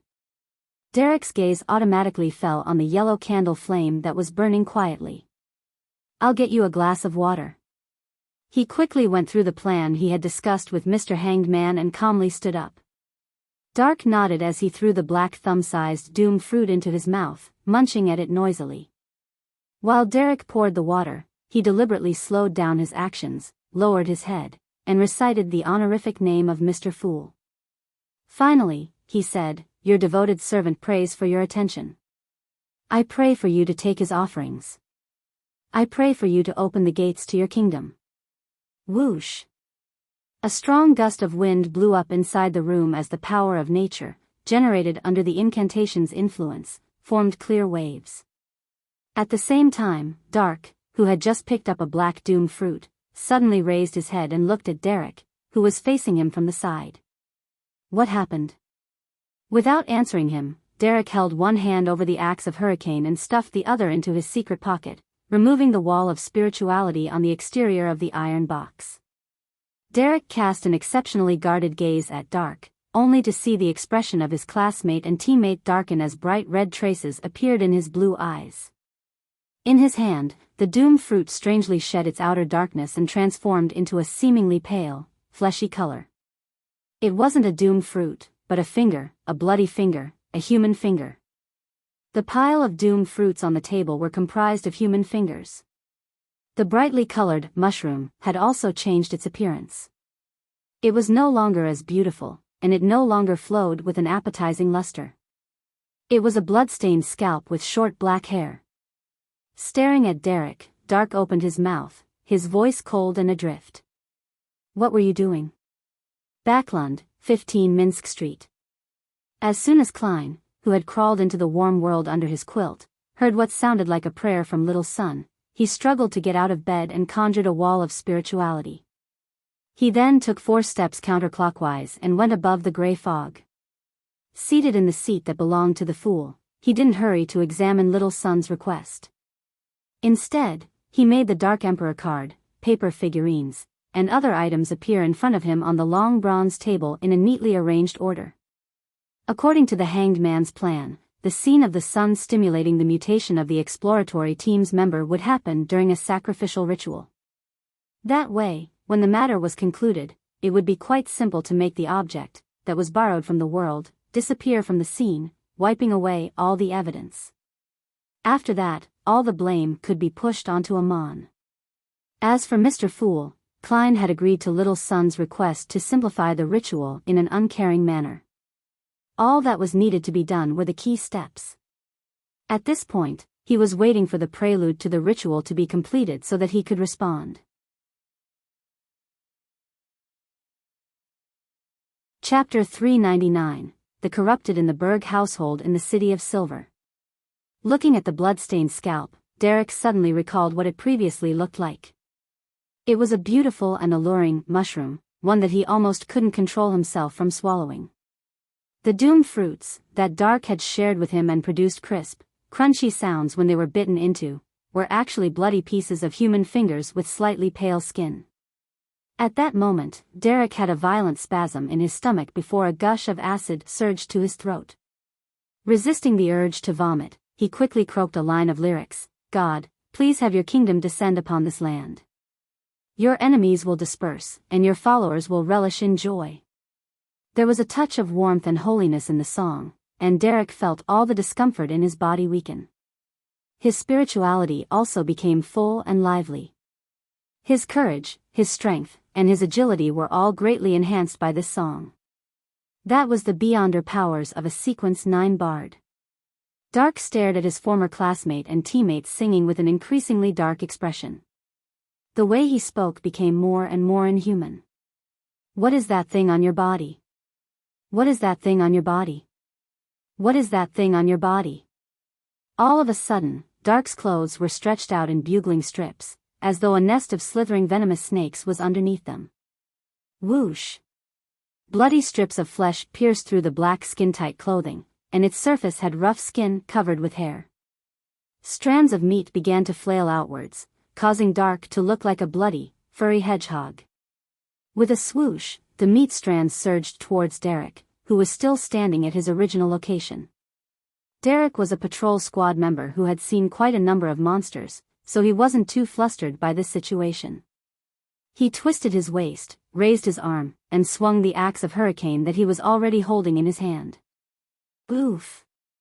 The axe of Hurricane hacked down at a few bloody strands of flesh, directly splitting them in half and causing them to fall to the ground. However, because it was nighttime in the City of Silver, this strike didn't bring about any lightning. Even more bloody strips of flesh began to surge forward, wrapping themselves around the axe of Hurricane over and over again as they relentlessly clung to it. Seeing that his weapon couldn't be pulled back, a pure light suddenly lit up in Derek's eyes. It was as if 2 small suns had descended into the room, and his other hand was holding something close to his mouth and nose as if he was praying. Without a sound, a fiery pillar of pure light descended from the sky, striking the bloody flesh that was wound up into a ball. Dark let out an uncontrollable scream, and many bloody strips of flesh fell to the ground, charred black. They squirmed, struggling as if they were alive.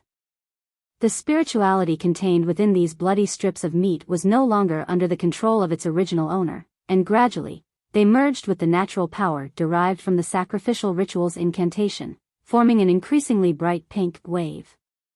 This wave surged into the dim yellow candle flame, causing the light to suddenly burgeon, forming an illusory and mysterious door. Derek had long drawn the fool's secret symbol on the candle. This was all prepared in advance. All of this constituted a simple but complete sacrifice ceremony. Kacha. As the seat shattered, Dark lunged at Derek while flailing the bloody strips of meat. There was no fear or tension in his eyes, only the purest, most fervent desire. At this moment, Klein, who was above the fog, responded. With a creaking sound, the illusory door that had many strange patterns on it opened a tiny crack. Behind the crack was a deep darkness in which countless transparent and indescribable shadows resided. High above these shadows were 7 pure lights of different colors that contained endless knowledge. Above the brilliance was an endless grayish-white fog, and above it was an ancient palace that overlooked the gray fog. Suddenly, a shadow leaped out from a dark corner, covering Dark, who was closest to him. Dark's flailing strips of bloody meat were all wrapped up by pitch-black, viscous liquid as he seemed to turn into a cat who had entered an opaque bag. The shadow didn't stop, and it quickly extended across the ground, rushing towards Derek, who had already dodged to another location, and shouted sternly, "Stop! What are you trying to do?" As an observer, his original plan was to watch from the sidelines and record the corresponding anomalies. He would only take action to stop the two strange parties when the situation became unmanageable. But when he saw the illusory door covered with strange symbols open up with a crack, he felt intimidated by the deep, mysterious, distant, and majestic scene inside. He instinctively believed that this was related to a terrifying evil god, so he could only take hasty actions, giving orders in an attempt to forcefully interrupt Derek's attempts at performing a sacrifice to that being. However, Derek had already chosen his location to be as far from the shadow as possible. Therefore, to stop the boy who was possessed by the mysterious Amon, the shadow observer had to bypass or take down Derek Regents first. However, his choice was the latter. Because of the obvious abnormality with Dark. Leaving his back to this being was an absolutely stupid move. Taking advantage of this opportunity, Derek took out the iron box from his concealed pocket and threw it towards the illusory door conjured by the candle flame, towards the crack that presented a magical scene. As the iron box disappeared, the door, that was covered in strange symbols and characteristics, closed with a clang, before quickly vanishing. At this moment, Derek remembered Mr. Hanged Man's words, and he deliberately warped his facial muscles and savagely moved towards the shadow. Before the shadow blanketed him, he suddenly coughed violently and covered his mouth with his hand before falling to the ground. The pitch-black shadow emanated and completely covered him. The room returned to silence, but there were now 2 huge black chrysalises on the ground. After a while, the pitch-black, viscous liquid withdrew and reformed into a shadow. With the chrysalis, the silhouettes of Derek and Dark appeared once more. The former lay there unconscious, but a tiny, strange worm with 12 transparent rings dropped from his hand. The latter had already turned into a lump of flesh, squirming and roaring as it prepared to attack.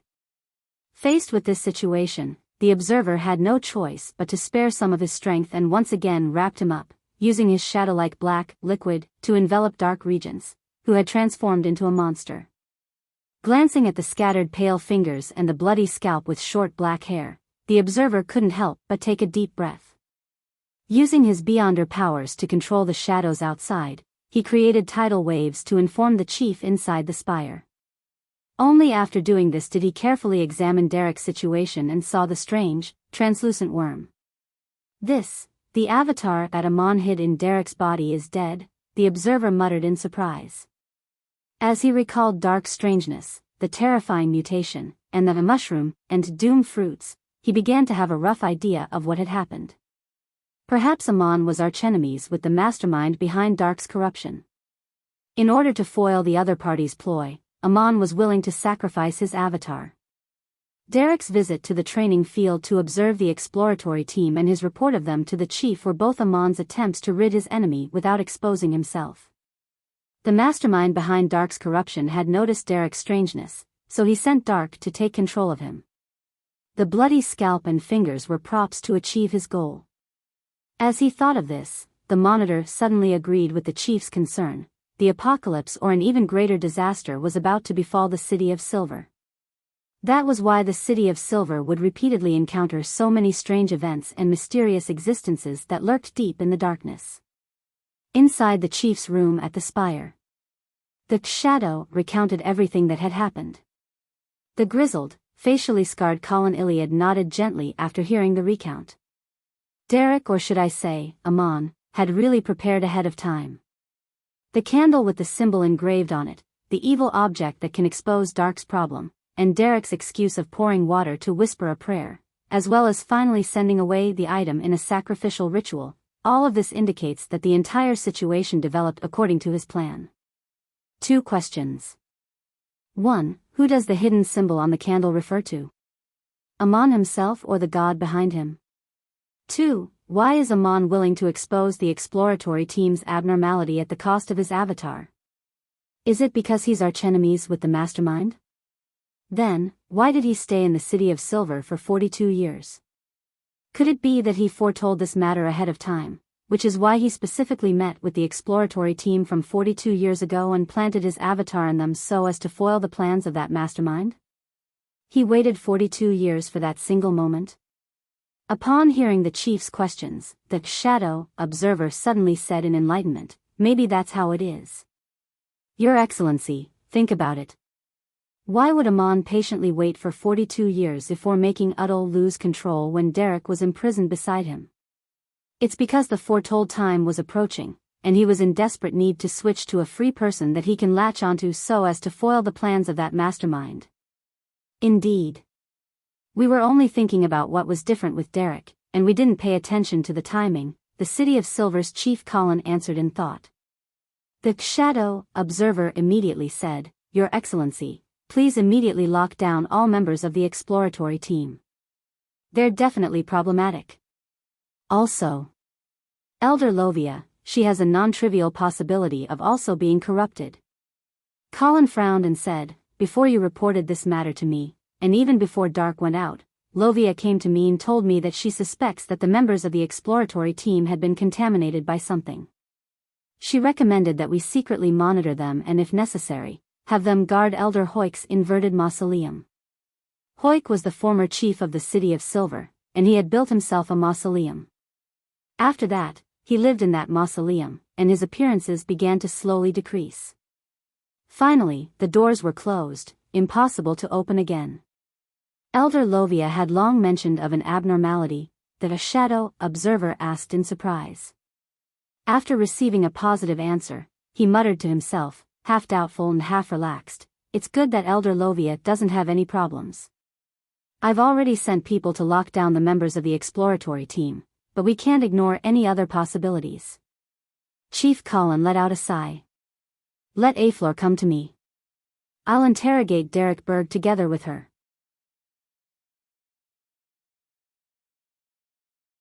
Chapter 400, The Growth of the Rookie. In a dark and sturdy room, Derek Berg, who had feigned unconsciousness, suddenly rolled to his feet. His axe of hurricane had already been taken away by someone and sent for inspection. Every pocket on him had also been emptied out, leaving nothing behind. Derek took a breath and looked around steadily. Suddenly, his eyes lit up with 2 sun-like beams, causing everything in the room to be reflected clearly in his eyes. The furniture here consisted of only a table and 2 chairs. Apart from these, there was also a stone-paved floor with strange patterns on it. A half-used candle was placed on the table. This was standard issue for rooms in the City of Silver because monsters could suddenly appear if the darkness prevailed for too long.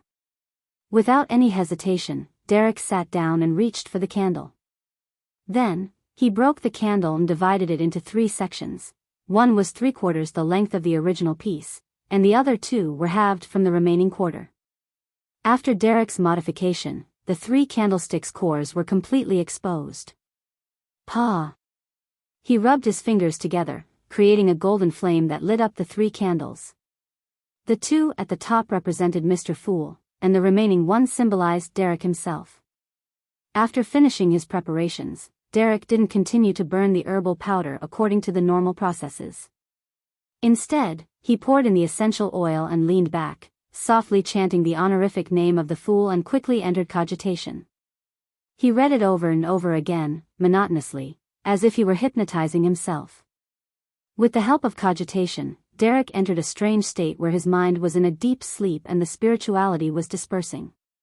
He felt adrift, but also seemed to maintain a strange lucidity. His psyche kept dispersing upwards as it rose in height. This was artificial sleepwalking. Derek, with the permission of Mr. Fool, could simplify some of the unnecessary steps. Above the gray fog, within the towering, ancient palace, Klein, who was fiddling with the all-black eye, suddenly saw the crimson star that symbolized Little Sun burgeon with light, condensing into a human shadow, and the power of the mysterious space was stirred a little. Upon seeing this, he couldn't help but feel relieved. This meant that Little Sun had already completed the relatively dangerous part of the operation, and he only needed to round up the situation. Klein didn't delay, and he immediately put down the all-black eye and picked up the Dark Emperor card. He instantly rose in level and authority, forcing the stirred power in the gray fog to submit to him. Then, he picked up a paper figurine, flicked his wrist, and threw it towards the crimson star corresponding to the sun. The paper figurine and the flowing power intertwined and quickly expanded into a gigantic angel with 12 pairs of pitch-black wings. The angel pierced through the crimson light and overlapped with the illusory figure of Little Sunday. It silently combusted, turning into ashes in less than a second. At this point, Klein could no longer affect the situation of the City of Silver. As for whether his angel substitute could help Little Sun pass the subsequent inquiries and investigations, he lacked absolute confidence. He could only sigh inwardly. With what has to be done completed and with all the hard work put in, all you can do is wait for fate's arrangement. Hopefully, it will be a good result. In a daze, Derek saw an angel descend before him with an aura that covered the heavens, wrapping him with 12 pairs of black wings. He suddenly came to his senses as 3 candles burned quietly in front of his eyes. After sincerely thanking Mr. Fool, Derek finished the ritual and extinguished the 2 candles which were part of the original quarter. Then, he pulled them out and created a bright, golden flame in his palm. Drip, drip, drip. The 2 candles quickly melted, dripping its wax onto the remaining candle or the area surrounding it. When the candle burned away completely, there was only 1 candle left on the table. It was shorter than before, but it wasn't very obvious. It seemed like it had only been burning for a short time. After removing the remaining traces, Derek extinguished the last yellow-flamed candle. He sat up in silence, staring ahead. For a long time, he didn't do anything. He was worried that the 6-member council wouldn't react fast enough, allowing the exploratory team members to corrupt more residents of the City of Silver with mushrooms and doom fruits. He was afraid that the chief and the others would find additional clues elsewhere, thwarting all his preparations. He hated those outsiders who lurked in the depths of the darkness, constantly carrying strong malice, including Amon and the fallen creator. He felt guilty that he had avoided the expedition without warning Dark and the rest, causing them to turn into corrupted monsters. He had painfully eliminated a classmate who could be considered a friend with his own hands. Although Derek didn't see Dark's ultimate end, he believed that a man who had transformed into that state was already no different from dead. Derek didn't know how long he waited while experiencing those mixed feelings. Midway, he even rekindled the candle. Finally, he heard the sound of the seal being removed and the door opening. Turning his head to look, he saw, with the aid of the dim yellow candlelight, a woman in a black skirt walk in. She had her hair tied up in a ponytail and it hung down to her vest. "Ma'am Aflor," Derek subconsciously called out. Aflor was a pretty woman, but she had wrinkles at the corners of her eyes. She smiled and nodded in response, then she walked over with light footsteps and sat down across him. "Do you have anything you wish to say?" she asked gently. Derek instinctively lifted his head and looked over, only to suddenly discover that her pupils had somehow turned into golden vertical slits. His mind went adrift as he seemed to enter a sleepwalking state. Aflor adjusted the candle flame, letting the dim yellow light completely shine on the boy's face. Her pale golden pupils became increasingly indifferent, just like an emotionless audience. Suddenly, rings after rings of faint light appeared in those pale golden vertical pupils. It seemed to form a vortex and constructed a maze. In his stupor, Derek felt himself drifting away into the endless darkness and countless bright colors. At that moment, he suddenly became clear-headed. He felt as if something had ingeniously caught him in that state of reverie. He saw the flickering yellow candlelight and Aflor sitting across him with her pale gold vertical pupils. In a corner's shadow, a grizzled chief, Elder Colin Iliad, walked out. After nodding to the chief, Aflor asked Derek, "What have you been doing all this time?" Derek remembered his training and maintained the same state of mind as before. "I don't know. I've always been in a daze, as if I was in a dream. Only occasionally will I have clearness of mind." At the same time as his reply, two complex dark green symbols appeared in Demon Hunter Colin's eyes. Aflor continued, "Do you know that you had a conflict with Dark Regents?" "I only remember that we were fighting. I felt like I had seen a man hanging upside down on a cross and a man in a pointed hat and a crystal monocle. Yes, I saw him back at the dungeon." He had opened his mouth and spoke with a smile. Derek told a long story. Aflor looked at the chief and pressed, "What did he say?" "I can't remember. I can only remember one thing." He said with a smile, "Fallen Creator, true Creator." Shepherd, Derek almost failed to control his excitement. He had taken such a risk just to tell the chief the name of the fallen creator and that a shepherd was suspicious. The fallen creator. The true creator. It matches with the content on the murals at the bottom of the temple. Colin nodded slightly and whispered with a frown, "Shepherd, and then?" Aflor's voice remained abnormally gentle. Derek answered in his stupor, "After that, they clashed, and there was a lot of light, very bright lights. Then, I woke up and kept coughing." The dark green symbols in Colin's eyes didn't fade this entire time as he motioned for Evelyn to ask about the details. Derek answered selectively, and he had pushed the blame onto Amon according to his script. He claimed amnesia on anything that went beyond that. Finally, Aflor asked, "Where did you get the axe? Where did you get the Sun Pathways potion formula?" "I bought the axe from an underground market. That person was masked, and I could only tell that he was male. The Sun Pathway potion formula was left to me by my parents. They had discovered it during an expedition," Derek answered confidently. These were points of suspicion that had always been there, so the hanged man had assumed they were bound to ask them while he was questioned. Therefore, he had made Derek to repeatedly rehearse the answers. Although the City of Silver's underground market was semi-open, there were still people who tried to conceal their identities for a variety of reasons. This provided the best explanation for Derek. After Aflor finished seriously listening to him, she turned her head sideways to Demon Hunter Colin and said, "He's not lying. There's no way he can lie. I'm using the powers of Glory Crown." Colin nodded his head and said, "In this state, he doesn't show any traces of evil, degeneration, or corruption." Discovering these traits was a special ability of a demon hunter. As a high-sequence job, demon hunters were the best at concealing their movements and intentions, making it impossible for them to be detected by targets who could foretell danger.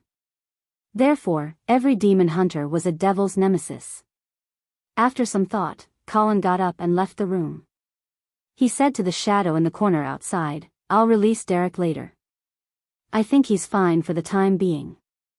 However, secretly monitor him for a while. If Amon is able to produce 2 avatars, he might be able to create a 3rd. "Yes, Chief," the shadow responded respectfully. After Derek woke up, the interrogation chamber was empty, with only words informing him that he was free to leave. He secretly heaved a sigh of relief as he began walking out. While doing so, he thought of Mr. Hanged Man's advice: "You can't relax just like that and end up careless. The secret surveillance will definitely continue for some time, otherwise, your chief is lacking." "Yes, I can't even recite the honorific name of Mr. Fool anymore for the time being," Derek muttered to himself as he walked down the spiral staircase. As he was walking, he suddenly saw a familiar figure dressed in a purple-striped black robe. It was the beautiful shepherd elder Lovia. Her pale gray eyes swept over Derek, and a gentle smile appeared on her face. Back in her room, with an indifferent expression, Lovia walked to the desk and unfolded a piece of parchment that was made from leather. Her left hand pinched the index finger of her right hand and snapped the tip of her finger. However, not a single drop of blood dripped. It was as if her blood had been gathered onto the surface of her finger. With this finger, she drew a complex symbol on the piece of paper. It was made up of a pupilless eye which represented secrecy, and the contorted lines which represented change. After careful examination, she wrapped the finger with this piece of paper, stuffed it into her mouth, and bit on it noisily before swallowing it all. With only 4 fingers left, flesh and blood suddenly squirmed around the wound on her right palm. It quickly grew into a new index finger, one that looked slightly pale. She lowered her head, looked at her palm, and whispered a phrase, "The fool?"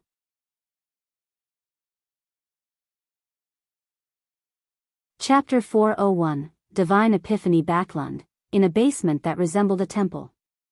Mr. A, dressed in a hooded black robe, motionlessly quietly knelt in front of a figurine of the hanged giant for an extended period of time. Suddenly, he pricked up his ears as if he was listening to something. After a short pause, Mr. A's hands jerked up, and he snapped his right index finger with his left palm. He stuffed the bloody finger into his mouth and munched on it like he was eating snacks, making crunching sounds. Gulp. Mr. A's throat wiggled, and he swallowed his gnawed fingers into his stomach. His body suddenly trembled, as if he was being grabbed and shaken by an invisible figure. In this state, Mr. A stretched out his right hand and used the blood from his wound to write words on the ground. Those words were written in neither Jotun or Dragonese, which could stir the powers of nature, nor was it in Hermes, which was used for sacrificial rituals. Instead, they were written in the most ordinary and commonplace language, Lone. The scarlet color quickly gathered together and the words pieced together into a few sentences. Found, the fool that doesn't belong to this era. The mysterious ruler above the gray fog. The king of yellow and black who wields good luck. Adorers and devotees in Backland. After the end of the divine epiphany, Mr. A stopped trembling, and a new finger grew out of his squirming wound. He lowered his head and carefully read the words he had just written, the corners of his mouth curled up in the shadows. By your divine revelation. Mr. A humbly prostrated as though he had found the meaning of his existence once again. City of Silver, at the top of the spire. Lovia walked to the window and looked down at the candlelight in the darkness, her expression softening. After an unknown period of time, she heard a knock at the door. Your Excellency. Lovia turned around with alacrity and greeted the visitor with a smile. The door opened backward automatically. The person standing outside was none other than demon hunter Colin Iliad. He was draped with a brown coat and a leather belt with secret compartments around his waist. Lovia, the abnormality of the exploratory team has been verified, Colin described plainly. As captain, regardless of your condition, you have to stay in the dungeon for 3 days and undergo the Glory Crown's cleansing. You should know that this is the rule. Lovia didn't show the slightest hint of anger as she calmly smiled. I know, I've already made preparations to stay in the dungeon for a long time. When it's over, I can accept any arrangements even if you guys still don't trust me. As she spoke, she had walked to the door and went past Demon Hunter Colin while facing him. Colin turned silently and followed her down the winding steps. Halfway there, they heard heart-wrenching cries and shouts. Is it starting again? Lovia asked with a slightly confused expression. Colin nodded and replied in a low voice, yes, this is a destiny that we can't escape from, at this moment, in a large hall in the middle levels of the spire. The members of the exploratory team and the few residents of the City of Silver who had been corrupted were pressed down to the ground by seemingly corporeal holy lusters. They were unable to move, as though they were carrying a huge mountain on their backs. A couple in their 40s with dark skin held a sword with complicated patterns as they walked up to a young man in his early 20s. The young man's body had already turned into a meat slush, but his head was still intact. Only a long, thin, blood-red tendril grew out of it. Seeing the couple approaching, he shouted in horror, "Dad, Mom, what are you doing? Didn't we agree to eat grilled iron scorpions together tonight?" "Dad, Mom, I caught a lot of iron scorpions for you." The couple couldn't bear it any longer and turned their heads to the side, but they raised the sword in their hands high into the air. After 2 stabbing sounds rang out, the young man stopped his wailing. He twitched first, then he completely lost all signs of life. Elsewhere, a young girl, who was around 10 years old, raised a sword with complicated patterns on it. Tears were streaming down her face as she stabbed her elder sister. The girl lying on the ground suddenly laughed and gently said, "From today onwards, you'll have to live your own life. Don't be naive anymore." The girl immediately cried until her vision turned into a blur, and the sword in her hand stopped in midair. However, a strong palm pressed the back of her hand, pushing it forward. Oof! The girl was left stunned, as though she couldn't hear or see anything. This was the ancient curse that everyone in the City of Silver was under. They had to kill their own blood relatives to prevent them from turning into terrifying and strange evil spirits after their deaths. Therefore, even though Dark had completely mutated into a monster and was corrupted by an unknown existence, having no value in interrogating, the shadow observer didn't dare to kill him on the spot. Instead, he tried his best to restrain the monster and bring it back to the spire to wait for his parents. Otherwise, the situation would only become worse.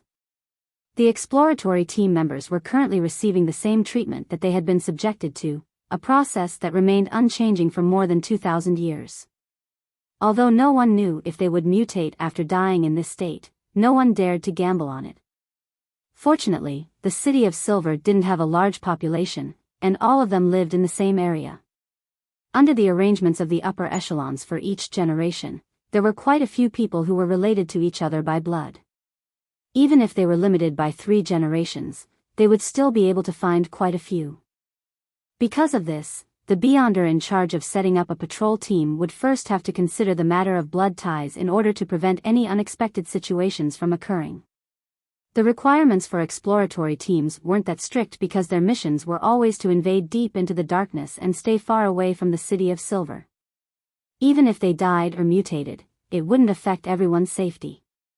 Once a resident no longer had blood relatives within 3 generations, they would be placed under strict surveillance, and as soon as he became seriously ill or visibly aged, he would be exiled into the depths of darkness, away from the City of Silver. When the previous captain of the exploratory team, Udal, was isolated in the dungeon, there were actually 3 elders in the spire. However, the one who took action was Chief Colin Iliad in the end. Otherwise, they could only attempt to seal. This was because Udal was the elder brother of his direct kin. Shepherd Lovia and demon hunter Colin silently entered the bottom level of the spire. Accompanied by a few Dawn paladins, they arrived at the depths of the dungeon. Soon, both of them stopped outside a cell. The Dawn paladins dispersed themselves a distance away. Without any abnormalities, she walked into a room with a single bed, a table, and a single candle at a moderate pace. Before the metal door closed, she turned around and looked at Demon Hunter Colin with her pale gray eyes. "Your Excellency, you once told me that when residents of the City of Silver leave this place and die in the depths of the darkness, they won't immediately turn into evil spirits. A few days have to pass. Therefore, the other members of the exploratory team have plenty of time to pull open a distance from them."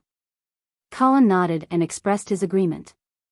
Lovia closed her eyes, revealing a sad smile. "In an exploration 2 months ago, a team member died in front of me.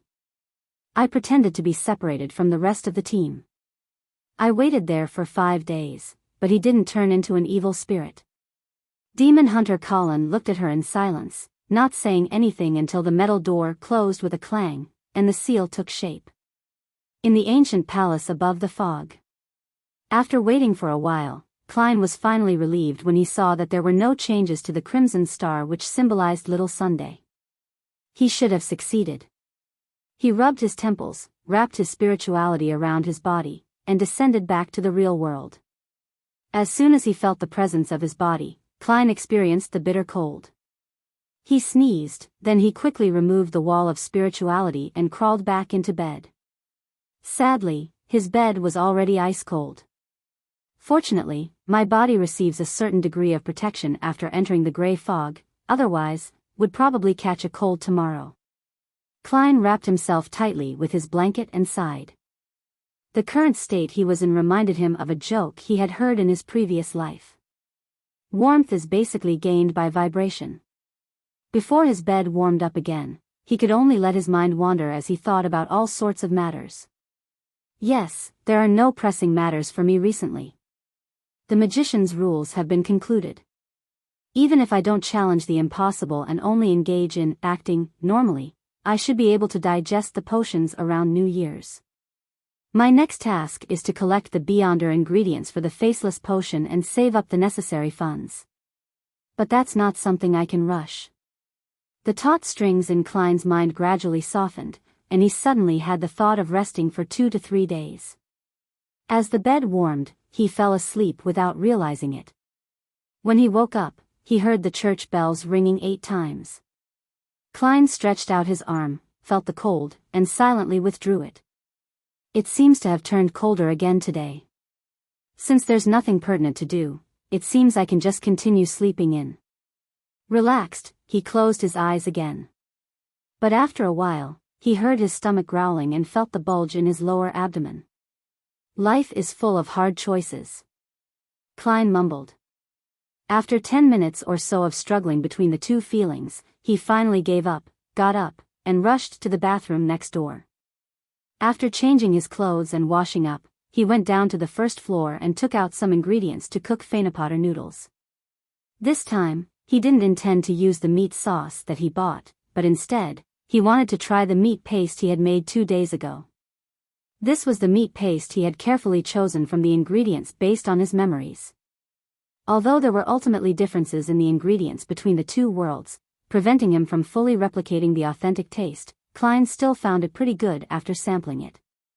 It wasn't long before he had a bowl of Phanepotter noodles with condiments and meat paste. He found it a really wonderful morning. Keeping in with the tradition of this world, he browsed through the newspapers as he ate, and he checked if Eye of Wisdom had placed an advertisement first.